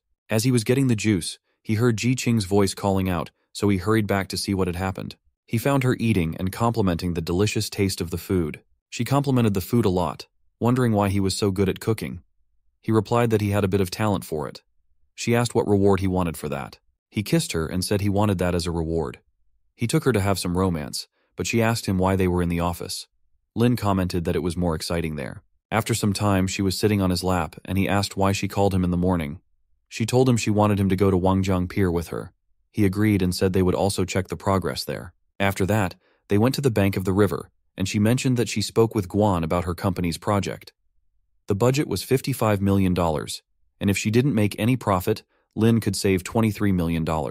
He told her not to save money for that. She explained that since the project was so big, she didn't want to make any profit from it, and he could save the money for emergencies. He said he wouldn't use it. She agreed, and mentioned that if they included Moonbay Beach, it would be perfect. He said he would buy that as well. They both came down and she asked if it was so easy. But since the government held that property, he wouldn't do anything. They both wore helmets as they went to the construction site, and she mentioned that sunbathing on the beach was better than using a personal swimming pool. She thought he might offer an opportunity, but she had overestimated him. A man saw Lin and said that Yao had returned their money, and now Moonbay Beach was under their control. Jiqing was shocked to hear this and asked what was going on. He explained that Moonbay Beach was now theirs, and he asked if she wanted to sunbathe there. She remarked that Lin was so bad, always teasing her. Jiqing mentioned that since he owned Wangjiang Pier, she asked if he could take her to the beach when he was free. He agreed, and suggested they also go diving there. She was surprised that he knew about that too. She suggested meeting with 2 people to establish the foundation, and she would also find an office building for him. He left the procedures to her, with the address being Lingyun Tower. She asked if he had bought that too. He confirmed and then mentioned he had to go to work to deliver some things. He asked her to go back safely. She commented that it would be tiring for him to deliver the goods and wished him to be careful before leaving. He received an order to buy 2 swimming rings of any brand, each costing around $30. Lin reached a shop and inquired about swimming rings priced around $30 that were of good quality. The man showed him one priced at $32, so Lin bought 2 and asked for a receipt. The man commented that Lin seemed very handsome and offered to introduce him to some wealthy girls. Lin joked that the man seemed like a broker, to which the man replied that he was just kidding. Lin arrived at the beach and called the delivery man. The man instructed him to deliver the items under the red umbrella where he was sitting. Lin mentioned that there were many big red umbrellas. The man became angry, and then Lin was called over by a girl named Bing. Finding Lin handsome, Bing asked another girl, Lulu, to check out how awesome the delivery man was. Lulu looked and asked if he was really the delivery man. Faye remarked that Lin was clueless. Bing wondered if Lin wanted to work as a waiter at her store. Lin approached them to deliver the swimming rings, but he asked for $64 as each one cost $32. Bing offered Lin a job as a waiter at her clothing store. Lin declined and asked who would pay the bill. Faye became angry and said he had ordered Lin to bring swimming rings costing $30 each, but Lin brought ones costing $32, indicating he was thinking of his profit. Faye suggested that Lin might have bought cheaper swimming rings and shown them a fake receipt. Lin asked if they thought he needed money. Faye asked if Lin was a rich person. Bing asked Faye to stop and expressed her belief that Lin wouldn't do such a thing, offering to pay for it herself. Faye insisted that he had invited them to enjoy themselves, so he wouldn't let her pay. Faye handed money to Lin. Lin found it was only $60, but the total was $64. Faye explained that he had ordered 2 rings costing $30 each, so he wouldn't pay the price difference. Lulu agreed with Faye and advised Lin to learn from his mistake. Lin gave the money back to Bing, saying that her friends were not wealthy and to consider it a gift. He started to leave, but Faye boasted that he earned $310,000 a year. Lin replied that he wouldn't argue over the price of 2 swimming rings. Then Faye ordered something else from Lin. Bing asked him not to bother himself and said he wouldn't win against Faye. Lulu asked Bing not to interfere. Lin received an order from Faye to buy a Ferrari 812. Faye instructed Lin to buy it and he would cover the cost. Lulu teased Lin, saying he only bought the Ferrari model. Lin left to fulfill the order. Afterward, Faye had wine and offered some to Bing, but she declined. Lulu encouraged Bing to have fun. Bing replied that they shouldn't disrespect a delivery boy. Faye was shocked to hear this and asked if she really thought of him that way. Lin returned with a suitcase. Faye became angry and demanded that Lin apologize before leaving. Bing got angry at Faye for going too far. Lulu told Bing not to act like that and said she didn't need to argue for a delivery man. Bing replied that she wouldn't accept Faye treating anyone like that. Faye told Lin that he had the money ready, but since Lin hadn't brought the car, Faye would buy it himself. Lin opened the bag and showed him the purchase papers with a total cost of $1.1 million and asked how Faye intended to pay. Faye asked how Lin managed to get that. Lin signaled for a truck to open, revealing the car Faye had ordered. Lin sarcastically remarked that since Faye was rich, he could pay for it. Faye apologized for his behavior. Lin asked him to get on his knees and beg for mercy. Faye became angry and threatened to call Yao, who was influential in the area. Lin found this amusing, and Faye called Yao, offering him $15,000 for help. Afterward, Faye instructed Lin to wait there. Bing advised Lin to leave quietly. Eventually, Yao arrived with some men. Faye hurried to Yao and pointed out Lin as the troublemaker. Lin turned to them and questioned if they really wanted to cause trouble. They all looked at Lin and bowed before him. Lin reminded them that he had already asked them to leave, yet they had returned within a day. Yao apologized, admitting his mistake. Faye was confused by the situation. Then Yao confronted Faye, emphasizing that Lin was the owner of the beach and Wangjiang Pier, questioning Faye's audacity in messing with Lin. Bing and Lulu were shocked to hear this. Yao asked Lin how he wanted to handle the situation. Lin requested Faye to kneel and beg for mercy. They threatened Faye until he complied. Faye, frightened, did as instructed. Lin told Yao that he was giving them one more chance, and if they needed money, they should contact Song to arrange a job for them. Yao and Chang thanked Lin for his help. Bing said she didn't want to stay there anymore but didn't have a car to leave, so she asked Lin for a ride. Lin asked her to change out of her swimsuit because it was inappropriate. She replied that it didn't matter and made her feel cool. Lulu asked Lin to take her as well, but Lin asked if she wanted to go home or just get into the truck. Lin took Bing on his bike and they left. The woman who had given them the task arrived, mentioning that her experience earned her 40% and a reward of $150 million. Lin thanked her, and just as he received a notification of his bank account being credited, Bing noticed he had mistakenly received $2.3 million. She was shocked and commented that it would soon reach $10 million. She apologized for misunderstanding his message and mentioned that her store's account was a fraction of Lin's $230 million. Lin corrected her, stating that it was actually $230 million, not $2.3 million. She was shocked to hear this and wondered how someone could be so rich. She took him to a clothing store and, wearing a casual dress, asked him what he thought of the store. Lin asked if she owned it. She confirmed and mentioned that she had graduated from Donghua University. She offered him a drink, but he declined and took her company card. She suggested they exchange numbers to stay in touch. He agreed, mentioning he might order a dress for his uniform from her. She agreed and promised to provide him with the best service. Lin stepped outside and called Seung. Seung answered and said he would be in Zhonghai in a few days. They hadn't met in half a month. Lin asked him to stop talking in that tone. Seung asked if Lin knew about the site company and that they had solved the control unit program, ready to cooperate with them. Lin asked him to call in advance, promising to entertain Seung well. Then he hung up the call. Lin wondered how Psych had gotten ahead of him when he had written the codes just several days ago. He arrived at the Longshin Institute and met with Ying. He asked to see what she had been busy with. She replied that they had completed the program for the control unit and started the third test, but they were still encountering issues with the frequency hopping band. As they were discussing, Lin met Fuyu. Sitting down, Lin informed them that Site Company had finalized their control unit program. Both Ying and Fuyu were shocked to hear this. Lin speculated that Psych might have employed Chu, whom Lin had fired. Ying reassured him, stating that Chu's technology was weak and their program was superior to Chu's. Lin raised his voice, criticizing her for being naive and not considering market timing or applying for a patent. He suggested they apply for a patent before others announced their programs. Lin asked if she still thought they had the initiative, pointing out that others might have already applied for patents and they would be left behind. Ying was stunned by this realization. Fuyu bowed his head and admitted his mistake, asking to be fired. Lin asked Fuyu not to be devastated. Despite Fuyu accepting responsibility for the weakness that caused the loophole, Lin urged him to forget about it and focus on moving forward with their work. They both sat down to code, and Lin mentioned that Site Company had stolen their technology results. However, he emphasized that their version was original and needed improvement, and they could surpass Psych rather than doing nothing. They both felt optimistic, and Lin began coding. 12 hours later, Lin remarked that coding was exhausting. He finished coding, but the lithography technology couldn't execute the program, so they needed 2 more Dutch lithography machines. Fuyu said he would contact someone to arrange that. Lin asked Ying to organize a team to quickly develop a new mobile phone system, aiming for an operating system better than the iOS.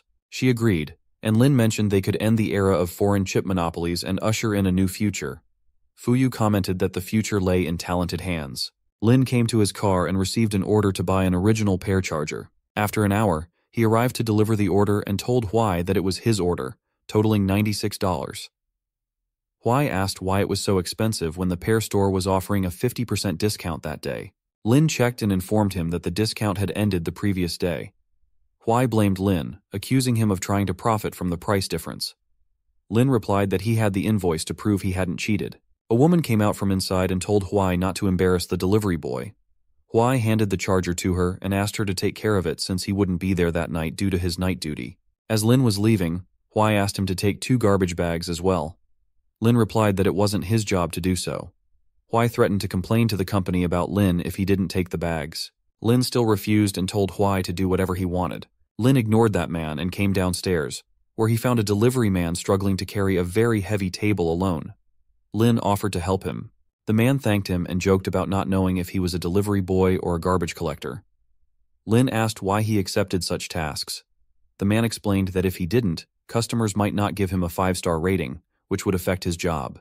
Lin admired his dedication. Lin confessed he started out the same way. Just then, Huai arrived and threatened to report Lin. Lin called him an idiot and told him to do as he pleased. Huai got angry at being insulted and boasted about his wealth, even suggesting he could have Lin fired with a single phone call. Lin scoffed at his cheap tactics and Huai showed off his sports car. Huai was shocked that Lin did such work. Lin explained it was to understand life and asked where Huai worked. Huai was defensive, asking what was wrong. Lin warned him that mistreating people would eventually backfire. Then Lin left, leaving Huai to regret his actions and vow not to repeat them. Lin received a new order, feeling that it might also go awry. He arrived at Dinghui Zhonghai City Apartments, knocked on the door, and found Qing there. She asked why he was doing errands. Lin requested to leave, then handed her something, asking for $6. She scoffed, suggesting he might lose all his money in such a business and end up doing odd jobs. Lin replied sharply that it wasn't her place to judge and asked for payment. She questioned if he was in such dire straits that he needed money and how he could engage in business while being poor. She dropped the medicine, declaring she no longer wanted it and demanding a refund. Lin was taken aback by her reaction. He picked up the money and started to leave. Qing asked him to wait and take his photo. Lin asked for the reason. She explained she wanted to film the former top student's downfall and send it to their classmates. Just then, Feng arrived and asked what was happening. Seeing Lin there, he questioned why Lin was there. Qing claimed Lin, once her classmate suffering from poverty, was now an errand boy. Feng pushed her, warning her not to speak ill of Lin again. Qing insisted that Lin was no match for Feng. Feng revealed that Lin was simply experiencing life and didn't deserve ridicule. Qing was confused by Feng's defense. Feng apologized to Lin on Qing's behalf. Lin gave Feng the medicine and told Qing to stay away from him, also requesting a 5-star rating. Feng agreed. As Lin returned downstairs, he found a 5-star rating for the delivery. Feng, still angry, made Qing take all the medicines she had dismissed. Lin wondered if he continued working like this. He could finish the job by the next day. Jixing called him and asked if he was free to come over and cook at her house. He agreed and offered to pick her up. She refused, suggesting they meet at the supermarket in the plaza because she needed to buy ingredients. He agreed to wait for her there. When he arrived, she informed him that Lin was a VIP at the new supermarket, so they might get an extra discount. He agreed, and as they entered, she began filling the cart with items. He asked if they hadn't come just for ingredients. She acknowledged this and explained that desserts put women in a good mood. He then suggested they also buy the necessary ingredients. As she stood close to him, he jokingly told her not to put him in a good mood. She playfully told him not to be like that. After that, they bought some of the ingredients, and with the cart full, Lin said it would be enough as there was no more space. Jixing insisted on getting some beer and asked Lin to cook the dish he made last time because it was so good. Pan called her, claiming to be a scout and offering her a chance to become a star in the entertainment industry. Lin intervened, stating that Jixing wasn't interested and suggested Pan ask the lady selling fish instead. Pan noticed a plump girl selling fish and joked that Ji Ching seemed interested. He then boasted about his achievements, claiming Ji Ching could earn 100 million annually. Ji Ching was tempted by the offer. Pan advised Lin not to hold back his girlfriend if she was interested. Lin agreed, but said she'd have to wait 15 years. Pan didn't understand what Lin meant. Lin showed his account with 1.5 billion and said he could support her for 15 years, leaving it up to Pan whether he wanted to wait until then. Pan was shocked to see so much money. Lin suggested they meet again in 15 years if Pan was still working there. Pan apologized and asked Lin not to take it seriously before leaving. Ji Ching asked Lin to deposit 100 million first. He agreed but conditioned it on reviewing her project that night when they got back home. As he got closer to her, she asked him to wait while she waited at home. He suggested they engage in a 300-round game. The scene shifted to Yunshui Villa, where they both arrived. Lin asked if her parents were truly absent. She confirmed they were. He sat down and mentioned they had been interrupted many times there. Then he proposed starting tant. He took her hand, and she observed how he managed it. He turned her around to lie on his lap. She asked him to feed her grapes, but Lin placed them on her body and ate them with his mouth. She commented that it was getting messy, but he replied that it felt creamy. After all that, she handed him the file and offered to support him with $10 million. He acknowledged that it would be sufficient. She asked him to arrange a meeting with the foundation's manager at her office at 12 o'clock the next day. He tossed the file aside, telling her to do as she pleased. He suggested they start the 300-round game again. The next day, he dropped her off at the office, and she reminded him not to forget about the meeting. He agreed, and as he left, he received an order but was called to the same location. Lin felt uneasy, and after a while, he arrived. A man was there with 5 errand boys, and Lin wondered if the man wanted to move a car. The man was live streaming and claimed the car was stuck in a ditch, flaunting his wealth by calling 6 more errand boys for help. Lin remarked that this was shameless behavior. The man pointed out that Lin was the last one and promised them all a 5-star rating for helping. Lin argued that 6 wouldn't be enough and suggested the man call more. The man insisted they were all errand boys, using it as an excuse. Lin turned away, telling them to do whatever they could. The man announced to his viewers that the boy would remain an errand boy for another 10 years. Lin got into his car and revved the engine. Hearing this, the man assumed it was a supercar approaching, showing it off to his viewers and boasting that he would soon have a car like that too. However, when he saw Lin driving the car, he was shocked. Lin pondered on the mindset of wealthy men and doubted the man would remain rich for his whole life. The viewers watched this unfold, and as Lin left, some people began unsubscribing from the man's channel. Lin arrived at Ji Ching's office and noted it was already time for their meeting, but the other party hadn't arrived yet. She gestured for him to look behind him. As he turned, he saw ingredients laid out like a small kitchen. He remarked that he had already cooked for her the night before, but she still wanted him to cook again. She grabbed his hand and reminded him that she had promised to cook delicious food for him once she learned how. He asked if she was serious. Lin cooked the food and served it. Ji Ching complimented him just by looking at it. Someone knocked on the door, so Ji Ching invited them in. It was Yuan and Qi Xian. Ji Ching mentioned the meeting was scheduled for 2 p.m., so why had they arrived early? Yuan replied that they didn't want to be late. He commented that Ji Ching had a talented cook, but Lin didn't seem like a cook, so he asked if Lin was the new secretary. Ji Ching was about to introduce Lin, but he signaled her not to. Instead, Lin introduced Qi Xian, praising her superb business skills. Ji Ching welcomed them and suggested they have lunch together. After the meal, Yuan complimented the delicious food. Qi Xian discussed something related to the chip industry. Yuan noticed it was almost 3 o'clock and remarked that the new boss hadn't arrived yet, showing a lack of punctuality. Ji Ching revealed that the new boss was already there and introduced Lin to them both. They were both shocked, and Yuan apologized to Lin for assuming he was just a cook. Lin assured them it was fine and said he now understood their personalities, asking if they had any questions. Yuan asked about Lin's future plans in the business. Lin replied that the foundation wasn't his future, he believed in expanding globally. When no one responded, Lin remarked that it seemed they thought he was joking. Ji Ching commented that every ambitious person deserved respect. Afterwards, they discussed the details. Lin raised his glass and proposed to pay each of them 5 million per year, with additional dividends once the company went public. Yuan accepted the offer, also taking a drink. Qi Xian thanked Lin, mentioning the salary was generous. Lin replied that he valued talent over money, considering them founding members of the company aimed at global success, so he wanted to be generous. They all cheered and toasted. Lin asks them to let him show the new office and looks forward to their future work. Ji-Ching asks if they aren't afraid Lin will give them a small, dark room to start the business. Hee-Yuan says she only wants AC there because she won't use a fan, otherwise the documents will get messed up. They arrive at Lingyun Towers, and Hee-Yuan asks if Lin rented an office in the Twin Towers among all those high-end buildings. Lin reveals that he bought the Twin Towers. They are shocked, and Hee-Yuan suggests herself as his secretary, promising to be modern as well. Ji-Ching asks them not to say anything about her. Lin leaves the work to them and reveals there are $500 million in the account, so they should make decisions, and he heads off to work. Teasingly, Hee-Yuan asks if Lin works to cook for the pretty CEOs. Lin denies it, revealing he used to work as a delivery man. They are shocked to hear this. Ji-Ching says it's enough and that Lin is different from other wealthy people. As they were leaving, Hee-Yuan and Qi-Xian began discussing how to arrange things to run smoothly there. Lin asked Ji-Ching if she planned to join Chaoyang Group. She replied that it depended on whether he had the capacity to make such a purchase. Getting close to her, he asked if she had any directions for future development or anything in mind. Lin replied that he believed in big data. She asked if that was what he wanted. He replied that what he wanted wasn't so easy to obtain. She suggested he start directly as an investor to establish an investment company.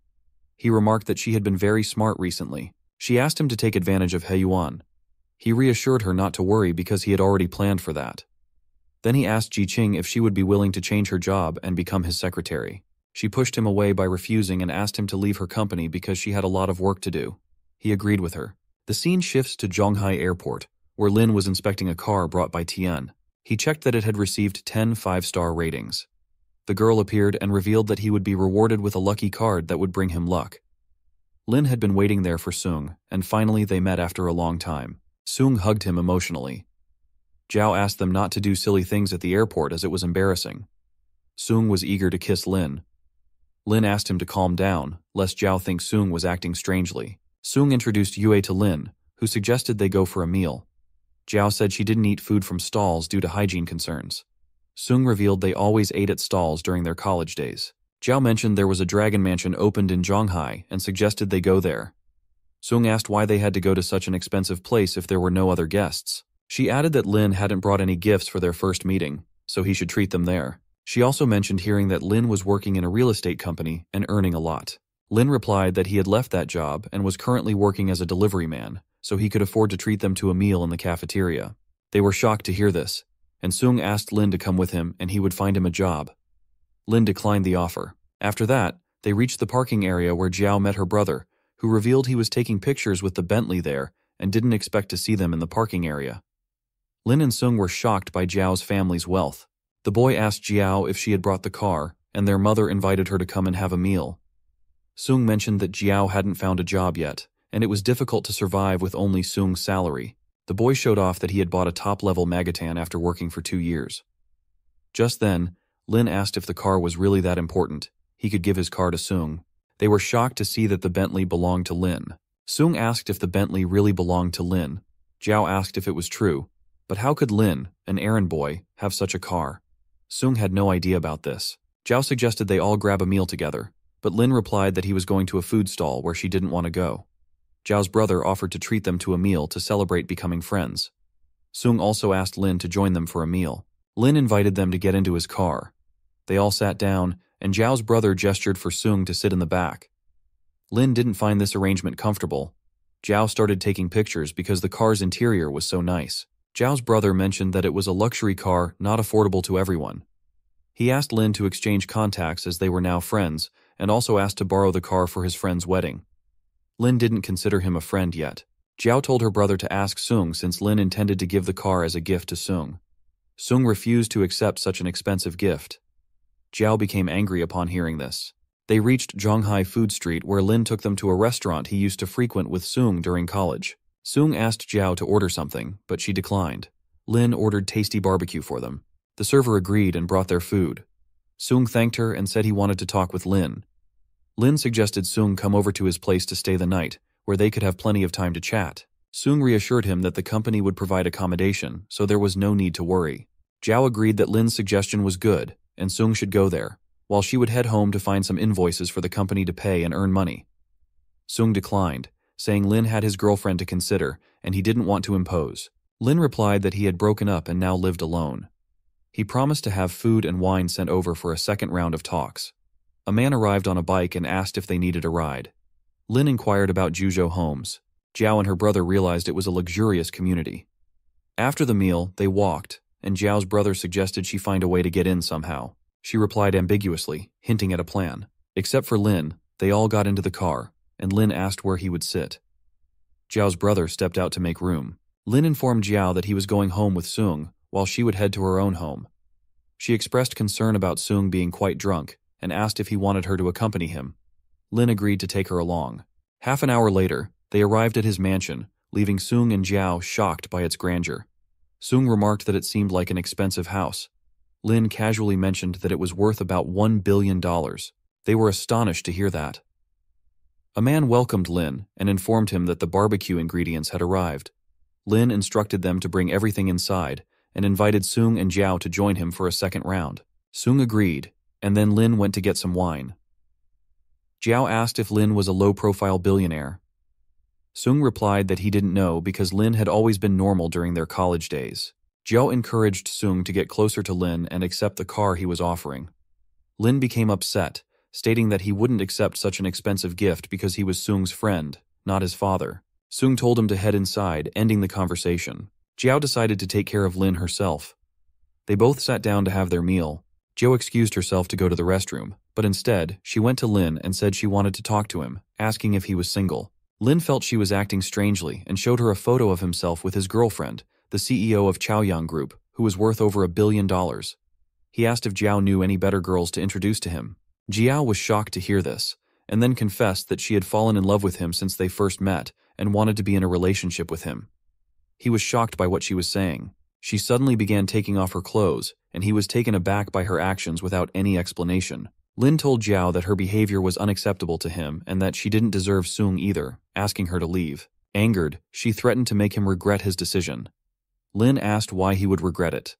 Suddenly she cried out for help, and when Sung arrived, she claimed she had come for the restroom but that Lin had tried to harm her. Sung refused to believe it, knowing Lin wasn't capable of such behavior. Jiao asked why Sung wasn't taking her side, accusing Lin of wrongdoing and demanding $1 billion. Sung intervened, telling Jiao that enough was enough. Lin questioned why she was demanding such a large sum for her body, and she threatened to ruin his reputation by posting about it on social media.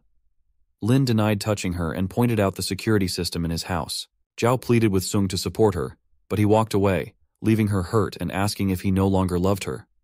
Sung, furious, berated her for her shamelessness. Lin instructed Jiao to leave, and she hurried out. Lin apologized to Sung for that. Sung replied that Lin didn't have to apologize, but Sung would thank Lin for letting him know about Jiao's character. Lin suggested they talk about something else. They sat down to eat, and Sung encouraged Lin to ask questions. Lin asked how much Sung knew about Psych. Sung replied that the hike had made a breakthrough in the terminal program for chips, and he needed to win that project. Lin asked about the people communicating with Sung regarding this. Sung explained and asked if Lin was interested in the chip industry. Lin replied that he was only a bit curious. Then he handed the car keys to Sung to drive. Sung declined the offer of the expensive car. Lin insisted he wanted to give the car as a gift to Sung. Sung replied that even though Lin wanted to help him, Sung would continue to work hard, and it wasn't too late for Lin to support him if Sung couldn't bear it anymore. Lin said Sung was a good friend and suggested they have a drink. The next morning, Lin discovered that Sung had already left for work after preparing breakfast for him. Lin received an order for ghostwriting but didn't understand what it entailed. He called the customer to confirm if she really wanted an essay ghostwritten, emphasizing the professional implications and potential impact on her graduation score if anything went wrong. She clarified that he needed to transcribe the essay into a computer within a limited time frame and urged him to come as soon as possible. Lin agreed and headed to his car. The scene shifted to Zhonghai Institute of Technology, where Ning stood with a bouquet to confess to Jin. He finally expressed his feelings and offered her the passenger seat of his car. Just as she was about to accept his proposal, Lin arrived swiftly in his car and asked her for directions to the main teaching building. She showed him the way, and Lin left after thanking her. Ning asked if she could be his girlfriend, but she rudely declined, criticizing his car for not being a sports car like she wanted. In room number 1008, Wei was exhausted from writing and declared she wouldn't do it anymore. Weiren explained that her budget only allowed for a paper-based essay and asked her to wait for an errand boy who was coming. Lin knocked on the door and introduced himself as the errand boy, entering the room. Weiren asked Wei to vacate her desk and invited Lin to sit down. She then showed him the assignment that needed to be completed within 4 hours, assuring him of an extra bonus so he wouldn't worry. Lin discovered the assignment was riddled with mistakes and worried it wouldn't meet graduation standards if submitted as it was. Weiren admitted her classmate had sold it to her. Lin pointed out the flawed argument and explained that such errors would invalidate the analysis as well. Concerned, Weiren asked for a solution. Lin suggested changing the argument and using Maxwell's demon to explore the second possibility of the second law of thermodynamics. He asked if she had been paying attention. She confessed she was an underachiever and listened without fully understanding. Lin found this frustrating. Wei was shocked that despite being an errand boy, Lin had a deep understanding of thermodynamic topics as well. Weiren asked Lin to explain slowly. Lin replied that even after explaining hundreds of times, she still didn't understand. He began writing for her, and she became pleased. After 2 hours, he finished and assured her there were no issues. Ning entered angrily, prompting Weiren to ask why Ning was upset and if he had confessed to Jin. Ning criticized the essay, calling it garbage, and warned that the teacher would definitely scold them if they submitted it. Wei suggested they shouldn't trust the errand boy either. Lin suggested they go together to hand it over to the teacher. Weiren agreed, and the 4 of them went to the teacher's office. Weiren called Teacher Peng and informed him that she had completed the essay, asking him to review it. Peng replied that it was very late and questioned if she really wanted to graduate successfully. She apologized, expressing her desire to perfect it. As Peng read the essay, he asked if she had written it herself, stating that he couldn't believe she could produce such work. Ning revealed that Lin had actually written the essay. Lin thought Peng looked angry because it was wrong. Peng asked Lin in which class he was studying. Ning revealed that Lin wasn't a student at their school but an errand boy who wrote the essay for money. Peng slammed his hand on the table, and Weiren apologized to the teacher. Peng then remarked that the essay was a masterpiece and that only a few teachers could write at such a level. A female teacher asked if it was indeed a high-level essay. Peng agreed and invited her to read it herself. As she read, she commented on how impressive it was. Peng referred to Lin as a genius. Lin thanked them but mentioned that he hadn't written it seriously, so it wasn't his best effort. Ning thought Lin's lack of seriousness was pretentious. Peng handed his card to Lin, suggesting they stay in touch for future communication.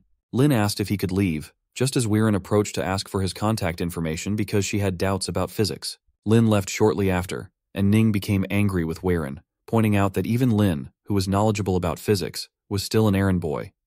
She also remarked that Lin was more handsome than Ning. Lin drove away in his car and received a call from Fuyu, who revealed problems with the machines they had already discussed depositing for. That morning, the man had disclosed issues with the Institute's international credit card, leading to his refusal of the order. It appeared someone was covertly trying to sabotage their subscription plan. Lin blamed Psyche for this and instructed Fuyu to leave, as he would handle the matter himself. He asked Fuyu to assist in developing a new system. Lin planned to confront the man responsible after finishing his current task. While at Juzhou Homes, he received an order to collect objects from the streets. Lin called the man to ask what needed to be picked up. The man said it was a bookshelf. Lin suggested hiring a large van because it was too big to carry alone. The man became angry and threatened to complain if Lin didn't come to pick it up. Lin hung up in frustration. Soon after, he found a message informing him that he had been temporarily suspended from his job. He met Sung, asking about the meeting. Sung explained they discussed a specific shipping plan and would sign the contract first, with goods delivered in a few days. After some conversation, Lin suggested they go eat something. Sung declined, saying he wanted to do something else. Lin mentioned the car keys were in the drawer and Sung could drive any of them. Sung refused and expressed interest in playing on the PS3. Lin agreed and asked if Sung wanted to drive the car and have fun with girls. Sung declined and started playing. Lin arrived at Lingyunan Tower, where he saw Heiyuan directing boys to place items as instructed. She noticed Lin had brought her good food and thanked him. He asked where Qi Xian was. She replied that Qi Xian was in the office upstairs and suggested they go meet him. Qi Xian asked if there was a task for him. Lin explained that he wanted them to disguise themselves as clients to negotiate a deal with Psyche on Lin's behalf, aiming to purchase $150 million worth of terminal chips. Heiyuan questioned why they needed to engage in deception. Lin replied that it was to feign interest in a purchase, intending to teach the company a lesson for offending him. Qi Xian expressed concern that thorough checks by others might expose Lin's plan. Lin inquired about Baba. Qi Xian asked why they should cooperate with Lin. Lin revealed that he owned 20% of Baba and would temporarily appoint them both as senior executives. They were astonished by this revelation. Lin handed over a spare key to his house, explaining that they would need a car to acquire necessary equipment for the business. When asked where his house was, Lin replied it was at Juzhou Homes, which surprised them again. Lin arrived at the commercial building and found many people gathered there for training. Fuan instructed everyone to follow her upstairs. She led them to a large room and introduced Shuang, the manager. Shuang became angry at Lin for not wearing the uniform. Lin retorted that he had come for a beauty contest, and even in uniform, Shuang couldn't match him. Duan, angered by Lin's remark, warned him to watch his words. Shuang instructed Lin to leave, and then demanded that everyone submit $500 each and reflect on their behavior for 3 hours. Only then would he lift their restrictions. They were all shocked to hear this demand. Shuang insisted they pay up or leave if they disagreed. Lin stood up to Shuang. Shuang argued they were following rules and suggested Lin didn't really want the job. Lin replied he didn't need that job, but had recorded the conversation and would upload it to the internet to expose the truth. Both Duan and Shuang were shocked by his threat. Shuang warned that he wouldn't let Lin leave until he deleted the recording. Lin replied that he had also recorded that conversation. Shuang became angry and asked Duan to call security and prevent Lin from leaving. Security quickly surrounded Lin. Just then, Yuan arrived and inquired about the situation, spotting Lin there. Shuang politely explained they were having a meeting, but Lin had secretly recorded it, so they insisted he delete the recording. Yuan instructed them to pack up and leave immediately. Duan agreed, adding that Lin was unfit to be an errand boy. Yuan then ordered both to leave, suspecting they were afraid of the recording. She instructed the guards to escort Duan and Shuang to the personnel department. As they were led away, Duan blamed everything on Shuang, much to the delight of the other errand boys. Yuan signaled Lin to meet in a separate room, asking him to spare her the trouble. Lin revealed he had restrictions, but had heard coming here would clarify things. Yan pointed out it was an easy task for her to handle, yet she hadn't resigned, questioning why Lin had come there himself. She asked if he would have fought with the guards if she hadn't come. He agreed, and asked to leave all those things behind. The scene shifted to the personnel department where Duan and Shuang looked exhausted. Yuan arrived, and Shuang asked if she had come to oversee their resignations. Yuan asked another lady if the procedure was completed. The lady replied that both of them needed to complete their work handover first. Yuan handed over her resignation letter as well, shocking them all. Shuang asked if she was leaving. Yuan confirmed and added that before resigning, she was also dismissing both of them. Then she left. It was a terrible day for Shuang and Duan. Yuan came outside to meet Lin and asked him to delete the recordings, as their superiors had promised to overlook that. Lin revealed that he hadn't recorded anything, but had fooled those two. Then he left to receive further orders. The task-giver girl came to congratulate him, and he completed the task, earning 350 million. He was told he had finished the task and was asked to start a new job. Finding the new job easy, he decided to go to Lu's restaurant to have egg fried rice. Arriving there, he met Jing. Lu asked Lin to take a seat. Lin ordered egg fried rice and asked Jing about her exam preparations, inquiring which university she wanted to enter. She replied that she aimed for Fudan University. Lin asked what she liked the most, and she said she enjoyed studying medicine. Liu suggested she attend an art school to become a star, but she declined after Lin mentioned the entertainment industry. Liu served Lin his order, mentioning that Jing always listens to him, and it was time for Jing to register for the examination. Liu hadn't attended school, so she hoped Lin would help Jing. Lin agreed, telling them to call him any time. He promised that when Jing got admitted to college, he would gift her a smartphone and a laptop. Jing declined such expensive gifts. Just then, Lin's ex-girlfriend and her friend passed by. Cece asked what Lin was doing there. Her friend asked if Cece knew him. Cece replied that they had been in a relationship before, but had broken up. She sat next to Lin, grabbed his hand, and asked if fate had brought them together again. Lin denied it. Cece admitted her mistake and asked to restart their relationship, assuring him it wasn't about his money, but because she truly loved him. Lin freed himself and asked if Cece shamelessly approached him because he was wealthy, then requested she leave him to finish his meal. Cece insisted she wasn't only concerned about his money. Lin then ordered her to clean the leftover items from another table. Cece rushed to take the cloth from Liu and volunteered to do the cleaning. The girl was surprised to see Cece performing such tasks. Lin told Cece to work there if she wanted and announced he was leaving. She insisted on accompanying him, noting she had never been in a luxury car before. Lin asked her to work and clarified he had no interest in her. Cece realized Lin had been fooling her. Lin arrived at his parking area where a man handed over his bike after repairs and modifications, that would make it faster and safer. Lin thanked him and handed over the keys to his sports car, instructing the man to take it home. Lin reached the Chaoyang group where Ji Qing was dressed beautifully. Lin complimented her outfit, and she asked if it matched his bike. She then sat behind him, and they both left, arriving at Yahello Design Company where they were welcomed by Guan and introduced to Chu, the head of Delphil in Asia Pacific. Ji Qing apologized for making them wait and expressed pleasure in meeting Chu. Chu mentioned he hadn't expected her to be so young and attractive. He extended his hand for a handshake, but Ji Qing didn't reciprocate. Chu commented on this, but she replied they needed to discuss the financial aspects first, questioning why he was bringing up other matters. He became irritated and stated that even with Lin present, he deserved respect. Lin arrived wearing his helmet and asked Chu who he was to demand respect from him.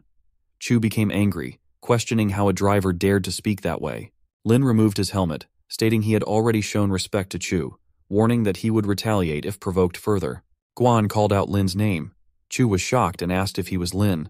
Chu quickly clarified that it was a misunderstanding and acknowledged Lin's relationship with Ji Qing, apologizing for any offense. Lin expressed his disinterest in having Chu present, asserting that Chu was not the equipment contractor they needed, and asked him to leave. Chu pleaded for another chance, promising to serve Lin well, but Lin appeared angered, prompting Chu to leave. Ji Qing urged Lin to forget about it and suggested they go upstairs for the meeting. Lin asked her to proceed without him, mentioning he had other matters to attend to, and left. Guan remarked to Ji Qing how fortunate she was that Lin had personally dropped her off. Lin received a call from Sung asking where he was. Lin replied that he wasn't at home. Sung suggested they have a meal together at Psych. Lin agreed and headed to pick up Sung. Arriving at the Psych building, Lin noted its luxurious appearance. Inside, Lin saw Sung with Yan, discussing cooperation pleasantly. Yan assured Sung they would proceed as quickly as possible. Afterward, Sung noticed Lin's impressive bike. Lin asked Sung what he had discussed with Yan. Sung replied that Psych had changed their plan, stating that the second shipment of goods would now be delivered after 6 months. Lin questioned whether Sung had reached an agreement the previous day and why they had changed their minds. Sung explained that Baba Company had also become involved, causing complications due to increased competition. Lin expressed sympathy. Sung then put on his helmet and mentioned that Longshin and Psych were industry leaders, but delaying too long might allow others to take over the market. He added that he had heard Longshin seemed arrogant and might be ousted by them. They started riding, and Lin mentioned he didn't have any commitments, suggesting they go on a cruise together. Sung asked if there would be Wi-Fi available. Lin became annoyed and took him there. The scene shifted to He Yuan and Qi Xian, where a man brought GM and Liu Chu. Qi Xian greeted them, and He Yuan informed GM that Qi Xian had to fly abroad, so she asked to discuss the main points honestly. GM requested Liu Chu to disclose the details they held about the chip technology. As they settled for the meeting, Qi Xian inquired whether the 24 patented technologies Liu Chu had mentioned belonged to their company. GM confirmed this, and Qi Xian expressed his intention to ensure their chip technology was the best in the nation. Liu Chu assured him they were leading and would remain unmatched for the next 5 years. Qi Xian proposed adding a clause guaranteeing advancements in chip technology to be included in the contract, ensuring their supremacy for at least 1 year. GM questioned the necessity of such a guarantee. He Yuan supported Qi Xian, emphasizing their sincerity in the deal. Qi Xian stood up, urging He Yuan to leave immediately. GM requested them to wait, and they agreed to consider the proposal. Qi Xian expressed concern that delaying could erode trust as time passed. GM was prepared to pay 3 times the penalty if they failed to advance their products within 1 year. Qi Xian became angry, questioning if his reputation was so easily valued. GM countered with an offer of 5 times the penalty. They agreed to the deal, and Qi Xian instructed them to prepare for the contract's execution with a value of 3 billion. GM requested the documents to be printed for signing. After signing, they finalized the professional deal. Qi Xian and He Yuan then left for Lingyun Towers, where He Yuan handed over the contract file to Lin, who signed it for 3 billion with the stipulation that the other party would pay 5 times that amount if breached. Lin approved and suggested treating Qi Xian to a good meal that night, courtesy of the company. He Yuan asked what they should do next. Qi Xian received a call from the other party, informing Lin that Psych had called and requested payment for the contract. He Yuan reported that GM had called and demanded an 80 million advance payment, speaking in a rough tone. He Yuan speculated that Psych still had doubts about the project. Lin decided they should proceed with the payment. He Yuan was shocked, reminding Lin they had agreed not to engage with them. Lin explained that given Psych's size, They might struggle to fulfill the 3 billion goods order, so he would pay the advance to build trust. He added that they would seek financing for the remaining 2.5 billion goods. He Yuan reluctantly agreed, acknowledging they had no other choice but to finance. Lin instructed He Yuan to keep a close watch on the financing process, emphasizing that their bonuses would depend on it, before leaving for lunch. On his way, Lin accidentally collided with a woman on a bike, causing her to fall. She questioned his driving, but Lin defended himself, stating he had stopped at a red light and it was her responsibility. The woman became angry and demanded compensation. Lin was surprised by her request. Traffic police arrived and asked for an explanation. The elderly woman claimed Lin had hit her and requested compensation for her expenses. The traffic police were shocked to see Lin's superbike and informed the elderly woman that Lin had evidence showing it was her fault. Despite this, she insisted that Lin had hurt her and was responsible, threatening to file a complaint against him.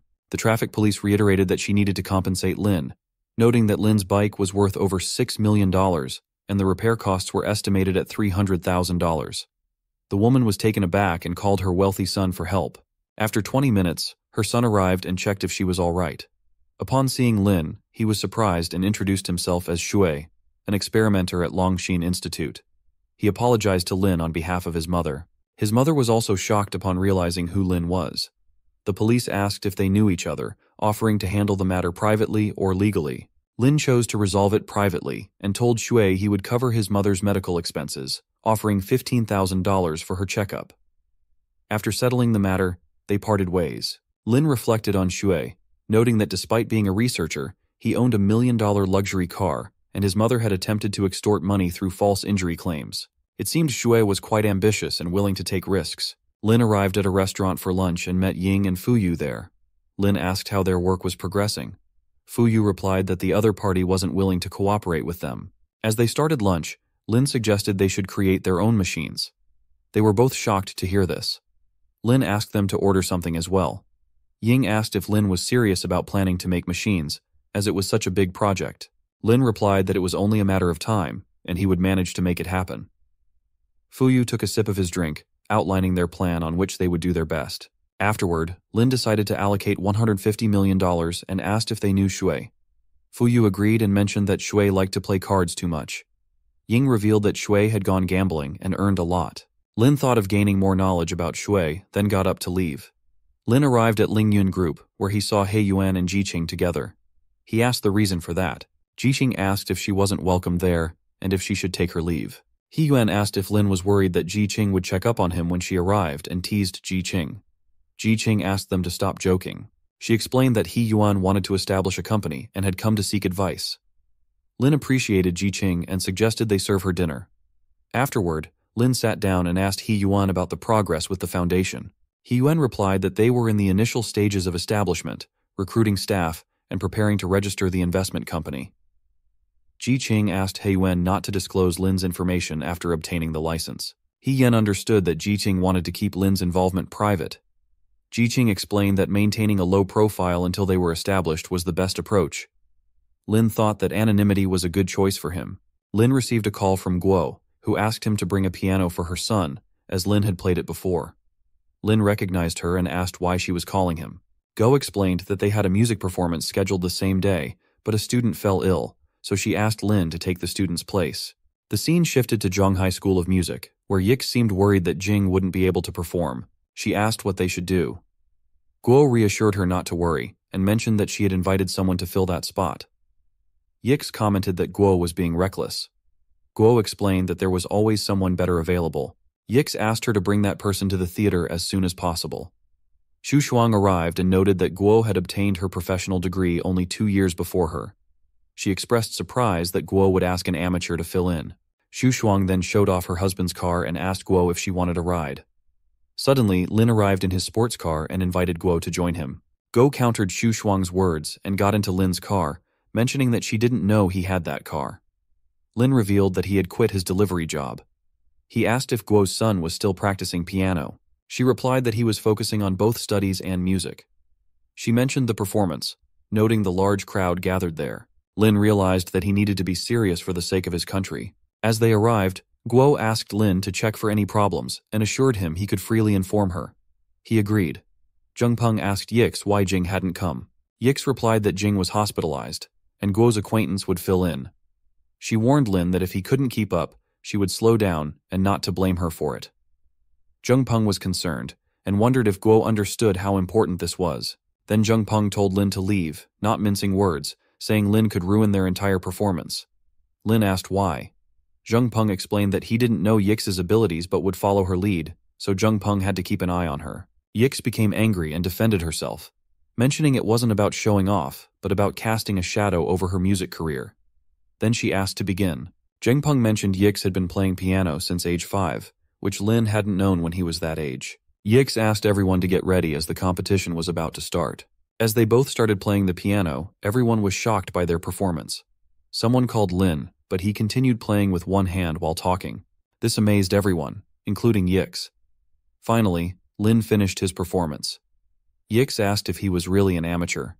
Zheng Peng came to apologize to Lin. Guo arrived and mentioned that the performance was about to begin. Yix remarked that Lin was so incredible that she couldn't match him. Guo asked what had suddenly changed her attitude. Yix felt guilty and accepted her defeat. Xu Shuang had been listening in secret and decided to make a backup plan. She came outside and introduced herself to Lin. She explained that a cellist in the orchestra had cancelled, so she asked Lin to fill that spot. Lin asked about playing the piano. Xu Shuang said Yux would play the piano alone, but the orchestra would suffer because of it. She thought Lin might be good at playing the piano, but not adept at the cello, and she wanted to embarrass Guo in front of the school leaders. As they got ready to perform, Guo was shocked to see only Yix playing the piano. She was further surprised to find Lin sitting with the cellists. A man asked why Lin was there. Lin explained that Xu Shuang had asked him to fill in for a cellist who didn't show up. The man informed Lin that all the cellists were present, and adding another would disrupt the performance. Lin realized that Xu Shuang had deceived him. Guo quickly considered how to rearrange Lin. Just then, the host announced to the audience to enjoy the performance. Guo was shocked and wondered what to do next. Lin started playing the piano alongside Yix and matched her skill. Together, they performed exceptionally well. Wenyi commented on Lin's talent, noting how impressive he seemed. Pan wondered why Lin seemed so familiar. Xu Shuang was angry that the performance hadn't been ruined. Finally, they finished the performance. Zheng Peng praised Lin, acknowledging him as not only a good pianist, but also a great cellist. He emphasized that the performance wouldn't have been as successful without Lin's contribution at the beginning. Lin informed Guo that Xu Shuang was behind the confusion. Guo promised to handle the matter seriously. As Lin was leaving, Wenyi offered him $30,000 a month to join her company. Lin jokingly asked if she wanted him to be a sugar baby. She agreed, mentioning her close relationships with all the trainees in her company. Lin countered that $30,000 wasn't enough to maintain his car, asking her not to deceive him. Wenyi was shocked and asked how he dared to speak to her like that. Pan became afraid of Lin. Lin told them to forget it, warning them not to mess with him. Wenyi pointed out that Lin was just an ordinary student, questioning why they couldn't afford to mess with him. Pan mentioned that he had once seen Lin's account with $1.5 billion, which dwarfed Boiwan Media. Wenyi was shocked and apologized to Lin for her earlier rudeness. Lin warned her not to harass good-looking men before leaving to meet He Yuan and Qi Xian at a restaurant. He Yuan mentioned that they had already started raising money, and progress was smooth due to the chip boom. Qi Xian added that Psych was actively approaching research institutes and planning to outsource its chip production. Lin suggested they follow suit. Lin video called Ji Qing and explained he had a lucrative business opportunity, and asked if she was interested in joining. She inquired about the details. Lin then asked how much working capital Chaoyang Group had. Jihan replied they had $800 million. Lin offered her $15 million to invest in Psych. She was surprised by the proposal. He tells her to wait at home for the money. She agrees with that. Hu Yuan asks why Lin didn't raise the ante if he suspected a short sell. Lin replies that he planned to make Psych believe other industries were also interested in their products. Qi Xian asks if Lin intended to use that investment to show Psych that their products were popular in other industries. Hu Yuan mentions that Lin seems very smart. Lin receives a call from Ying, who is crying, and asks him to come because her parents are in trouble. Lin gets worried and tells her to wait. He'll be there shortly. When he arrives, he sees Ying crying. He asks her to stop crying and where Liu and the others are. She tells him they've been taken to the hospital, and she's waiting to give a statement to the police. Lin asks what happened. She reveals that a nearby club owner sent a gang to destroy their food stall because he felt his business was affected by it. They also beat her parents. Lin seems very angry, questioning how they dare to do such a thing. He asks if the club across the street was the one involved.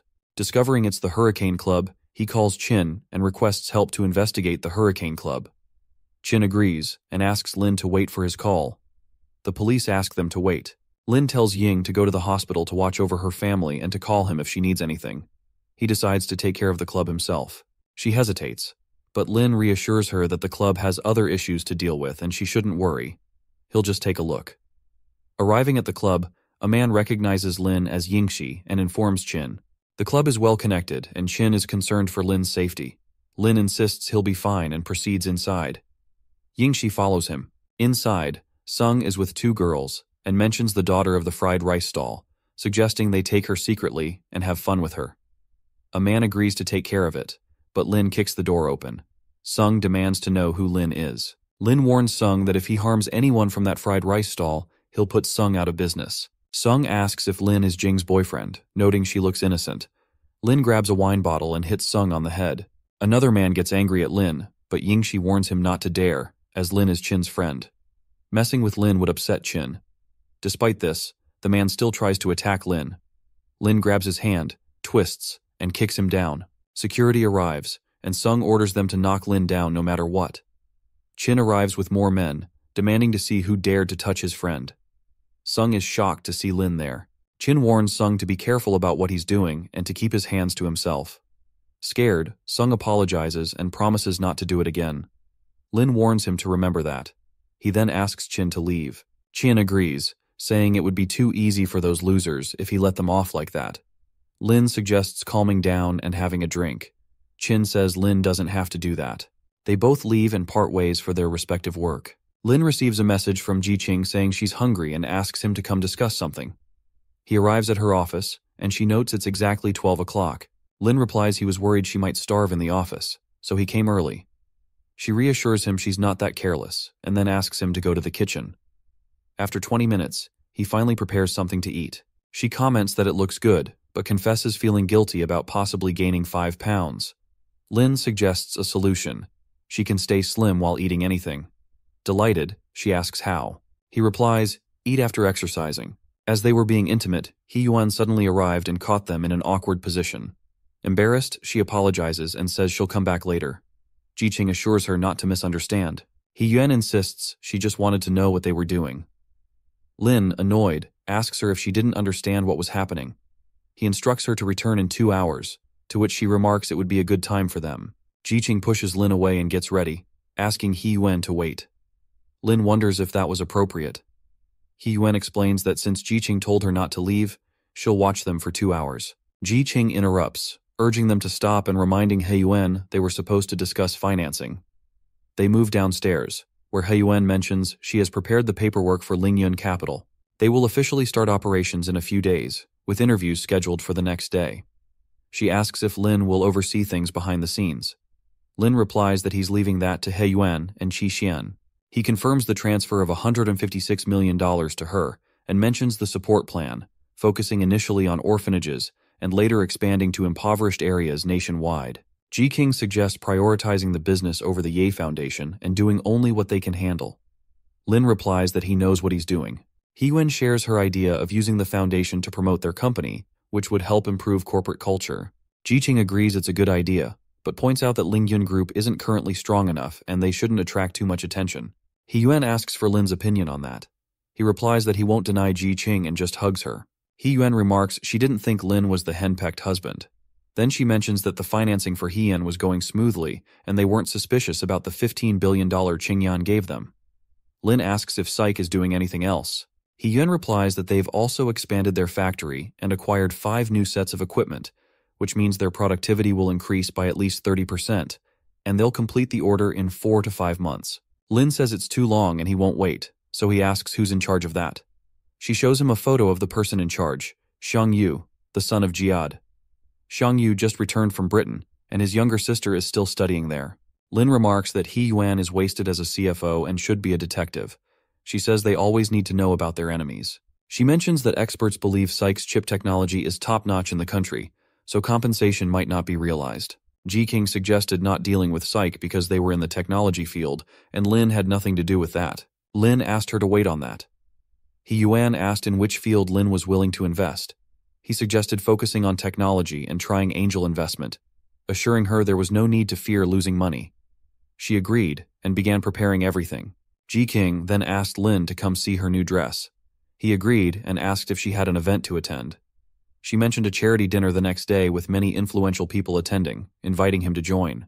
They arrived at Miss Exclusive where she tried on the dress. A lady told Ji Qing they would tailor it as requested. She asked Lin to wait and mentioned buying him a suit later, which he agreed to. She showed him the dress and asked how it looked. He complimented her, saying she looked very pretty. Another lady offered 20% extra of the exact price, but Lin looked sternly at her and told her not to consider it. He asked the store lady to pack the dress. The lady emerged from the car with a grim expression. Fang asked why she looked upset. She explained that someone else was wearing the dress she thought would be perfect for Feng, and despite offering more money, the person was rude. Fang advised her not to get angry, reassuring her that even without that dress, Feng would still attract attention. Ji Qing finished dressing up and asked which earring would complement her outfit. Lin hugged her and assured her that she looked best in the dress. He touched her gently and told her she looked beautiful. They had a great time that evening. The next day at Yunlan Grand Hotel, Fang arrived and people there commented on how much prettier she looked in person than on TV. Many cameramen took her pictures. Her assistant informed her that Qin was already there, so they needed to hurry. Fang resolved to impress Qin without making any mistakes. Lin arrived in his supercar and wondered where the red carpet entrance was, thinking it wasn't a fashion show. Ji Qing explained that these days, formality was more important than substance, and she asked if they could walk the red carpet together. He declined, suggesting she go alone while he parked the car and met her in the hall. She agreed, stepped out of the car, and surprised all the cameramen, who started taking her pictures. Fang became jealous and asked who Ji Qing was. Her assistant revealed that the dress Ji Qing wore was the one she had wanted to buy for Fang. Fang mistakenly believed Ji Qing hadn't been invited. The cameramen continued taking pictures as Ji Qing walked quickly into the venue. Fang's assistant remarked that Ji Qing had the aura of a star. Fang became angry, stating that if she had that dress, she would garner more attention. The assistant went to intercept Ji Qing, but Fang stopped Ji Qing herself and criticized the guards for allowing an uninvited person to enter. The guard informed Fang that Ji Qing was indeed invited. Fang declared that if Ji Qing remained, she would leave instead. The guards then escorted Fang outside.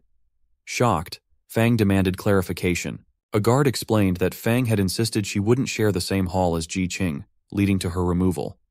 Fang was stunned to hear this. Fang was shocked and demanded to know how they dared to ask a superstar like her to leave. The guard revealed that Ji Qing was the CEO of Chaoyang Group and the honored guest that day, implying it was Fang who should leave. Fang was stunned to hear this. The assistant apologized to Ji Qing on Fang's behalf. Fang thought having Qin there was a good opportunity for her and admitted it was her mistake to let the situation escalate. Inside the hotel, Lin greeted Qin, who complimented Lin on how handsome he looked in his suit. Qin mentioned recruiting a talented young woman and offered Lin a VIP membership at his club. Lin declined politely, explaining he wasn't interested at the moment, but would consider applying later to return the favor to Qin. Qin mentioned that Chen was also present, and suggested Lin meet him too. Suddenly, Guo called Lin to inform him she and her husband had also been invited. As she left, Qin commented to Lin that he didn't seem interested in Guo, but Lin asked him to stop talking nonsense. Ji Qing texted that she was on the first floor with friends. Lin started eating alone. Zihao, the general manager, complimented Fang, saying she was talented in acting and predicted she would dominate the domestic film industry in the next few years. Fang replied modestly, stating she was just an engineer. Meanwhile, the assistant spotted Lin and wondered why he was there, recalling he had yelled at her the previous day. Fang decided to avoid him. While walking with a drink, she accidentally twisted her leg and stumbled toward Lin. However, Lin quickly stepped aside, allowing her to fall without incident. Zihao checked if Fang was okay, and became angry with Lin for not helping her when she stumbled. Lin replied that it wasn't his responsibility. Fang criticized Lin, accusing him of tripping her but not admitting it. Lin retorted that if her legs were weak, she should find someone who slept with her the previous night and not blame him. Fang was enraged to hear this. Zihao demanded that Lin apologize to Fang, threatening to have him kicked out and mentioning his father's connections in Zhonghai, which could make trouble for Lin. Qin entered and asked what had happened. Fang introduced herself to Qin, and Zihao explained that Lin had tripped Fang and insulted her. Fang clarified that despite the stumble, she wasn't injured. Qin grew furious and declared that Fang didn't need Lin's attention. He asserted that Lin was his friend and warned anyone against messing with him, insisting they leave. Zihao and Fang were shocked, and they both apologized to Lin for their mistake before leaving him alone. Qin asked Lin to join him upstairs before dinner, and Lin agreed. Jiqing was also present with some friends. Qin and Lin split up to enjoy themselves. Zhao passed by Lin and asked a person if the gift was ready. The person showed him the ring and flower bouquet. Zhao instructed him to distribute some money to others to ensure Jiqing didn't think poorly of him. The person agreed and went to deliver the message. Afterwards, Zhao asked Lin to leave the area temporarily as their boss was going to confess his love. He offered Lin a reward. Lin inquired about the amount, and the person showed him several bills. Lin asked for $15,000 without negotiation. Zhao commented that Lin was pushing it, but he understood his position. Lin replied it was fair, questioning how Zhao could pursue his girl if he couldn't afford it. Jay remarked that Lin seemed to have a natural talent for business, and then produced the money to give to Lin. Lin accepted the money from Zhao and told him to proceed. He approached Jiqing and hugged her, explaining that he hadn't seen her in the hall, so he came looking for her. Jiqing mentioned she hadn't seen her friends in a long time, so they were catching up. A woman complimented Lin on his looks and suggested they discuss business later, as the banquet was about to start. Jiqing informed her friends that she was leaving now, so Lin escorted her out. Meanwhile, Zhao and his assistant were shocked and wondered why Lin had taken Jiqing with him. Zhao realized Lin had outsmarted them. His assistant asked what their next move should be. Jay replied that he would seek revenge when the opportunity arose. As everyone gathered in the hall, the host welcomed them and announced the official start of the charity dinner. As the designated couple, people began dancing. Lin wondered why there was dancing at a charity dinner. Jiqing explained that besides the dinner, there would be a performance following the opening dance, as per the procedure, and the auction proceeds would be donated to the Hope Projects. As they danced, Jiqing asked Lin how he could waltz so well. Meanwhile, Zhao grew increasingly angry watching Lin. Just then, Lin received a call from Jingbang Institute, informing him that Jingbang was in the hospital and needed Lin to substitute his class the next day to avoid a salary deduction from the dean. Lin asked if Jingbang was okay and agreed to take the class, requesting details on the time, place, and assignments. The scene shifted to the school natatorium the following day, where the girls welcomed Lin with excitement. Lin asked why they were so excited for a regular class. Inside the swimming pool, many students were having fun. One boy named George asked why Lin wasn't teaching the Chinese language class. George explained he was waiting for his dream girl to appear there. The boy asked if George had changed his mind again. Lin arrived with some students and noticed the boys in the pool. He wondered what was going on and reminded them that according to school regulations, they should be wearing uniform swimsuits. Lin asked why they were there. The girl with Lin explained that international students could come and go at any time. George greeted Lin and then introduced himself to the girl, asking to be friends. However, the girl got scared and hid behind Lin. Lin told George that according to the rules, students weren't allowed there without permission. George asked him not to be so serious, mentioning that people from Tali couldn't live without swimming. He told the girl that she wouldn't find him so repulsive once she got to know him. She asked him to stay away, as she didn't like foreigners. George remarked that Tali was a romantic country, and that people in his country were not as boring as them. Other students with Lin told George to stop bragging. George teased them, inviting them to hit him and warned that the school would kick them out. George's friend asked if they were cowards, boasting about the powerful kung fu of China. As they laughed, Lin kicked George, calling him arrogant. George fell into the swimming pool while the students cheered for Lin. Enraged, George emerged and decided to disrupt the swimming class by urinating in the pool, challenging them to see how they would start the class now. His friends joined in, further aggravating Lin's classmates. George then urged his friends to leave without causing more disturbance. Lin suggested they could leave, but only after drinking the pool water. This angered George, reminding them that Lin had already kicked him. Lin swiftly punched George, causing him to fall, but George insisted it wasn't enough and demanded more. A boy attempted to attack Lin, but Lin countered and sent the student crashing to the floor. The girls were delighted to see Lin's moves. Lin then caused all the international boys to fall down. The international girls, frightened, ran out seeking help as Lin appeared to overpower the boys. George warned Lin not to dare hit him again, or he would report him. Ignoring George's warning, Lin grabbed his hair and dragged him towards the swimming pool. George demanded to know what Lin was doing. Lin dunked George's head into the pool, making him drink the water. When Lin finally let go, George apologized. Lin then challenged the other boys from the group of 10 to come forward if they needed his help. Scared, they obediently drank the pool water. Just then, Jihad arrived and demanded to know what was going on. George told Jihad that it was fortunate he arrived, accusing Lin of forcing them to drink pool water and threatening to sue him. Jihad was shocked and asked Lin if he wanted to be involved in an international dispute. Lin retorted that those who behaved arrogantly deserved such treatment, questioning why Jihad gave them special privileges. Jihad insisted that they must treat international players with humanity, emphasizing it wasn't about privilege. He vowed to handle the matter and take legal action against Lin. Lin remarked that it seemed Jihad didn't understand the situation. Infuriated, Jihad rebuked Lin for speaking so boldly as a substitute teacher, demanding they go to the headmaster's office to settle the matter. Lin agreed, stating he also wanted to speak with the headmaster. Upon reaching the office, Jihad accused Lin of bad behavior towards the international students and urged legal action. Lin questioned why Jihad hadn't mentioned George's harassment of their university students or his actions in the natatorium. Jihad dismissed Lin's interruption. The headmaster revealed that Lin was the vice principal of the university, giving him the authority to intervene. Jihad was shocked by this revelation. The headmaster temporarily suspended Jihad for his behavior and promised to report the incident to the Education Bureau. Jihad left the office in disbelief. A student of Lin's asked if he was all right. Lin assured them he was fine and explained that Jihad had been temporarily fired, and the school would also discipline the international students. The student then handed him a first aid box. The girl noticed that Lin seemed a bit hurt. He reassured her that it was just a minor cut. Gratefully, she applied the bandage for him, and he remarked that it was no big deal. She asked if it still hurt. Lin simply smiled. Just then, Lin received a call from Chin, asking where he was and why he hadn't answered earlier. Chin invited him for drinks that night. Lin left the school, informing Chin that he had finished his work and asked where they would meet. Chin suggested the Joy Clubhouse on Ijeon Avenue and instructed Lin to call him upon arrival. As Lin walked, he passed by the Huaking Hot Spring and wondered if Chin was the owner. Lin remembered he had promised to apply for membership there before. A lady approached him and asked if he was alone. Lin confirmed and mentioned his intention to sign up for membership. The lady inquired which type of membership card he was interested in, explaining an option that offered an additional $15 for every $150 deposited. Lin asked for the best membership card available. The lady informed him that the top-tier membership card cost $28,200. Lin surprised them all by purchasing 2 cards. The girl thought Lin must be a close friend of Chin's to be so generous.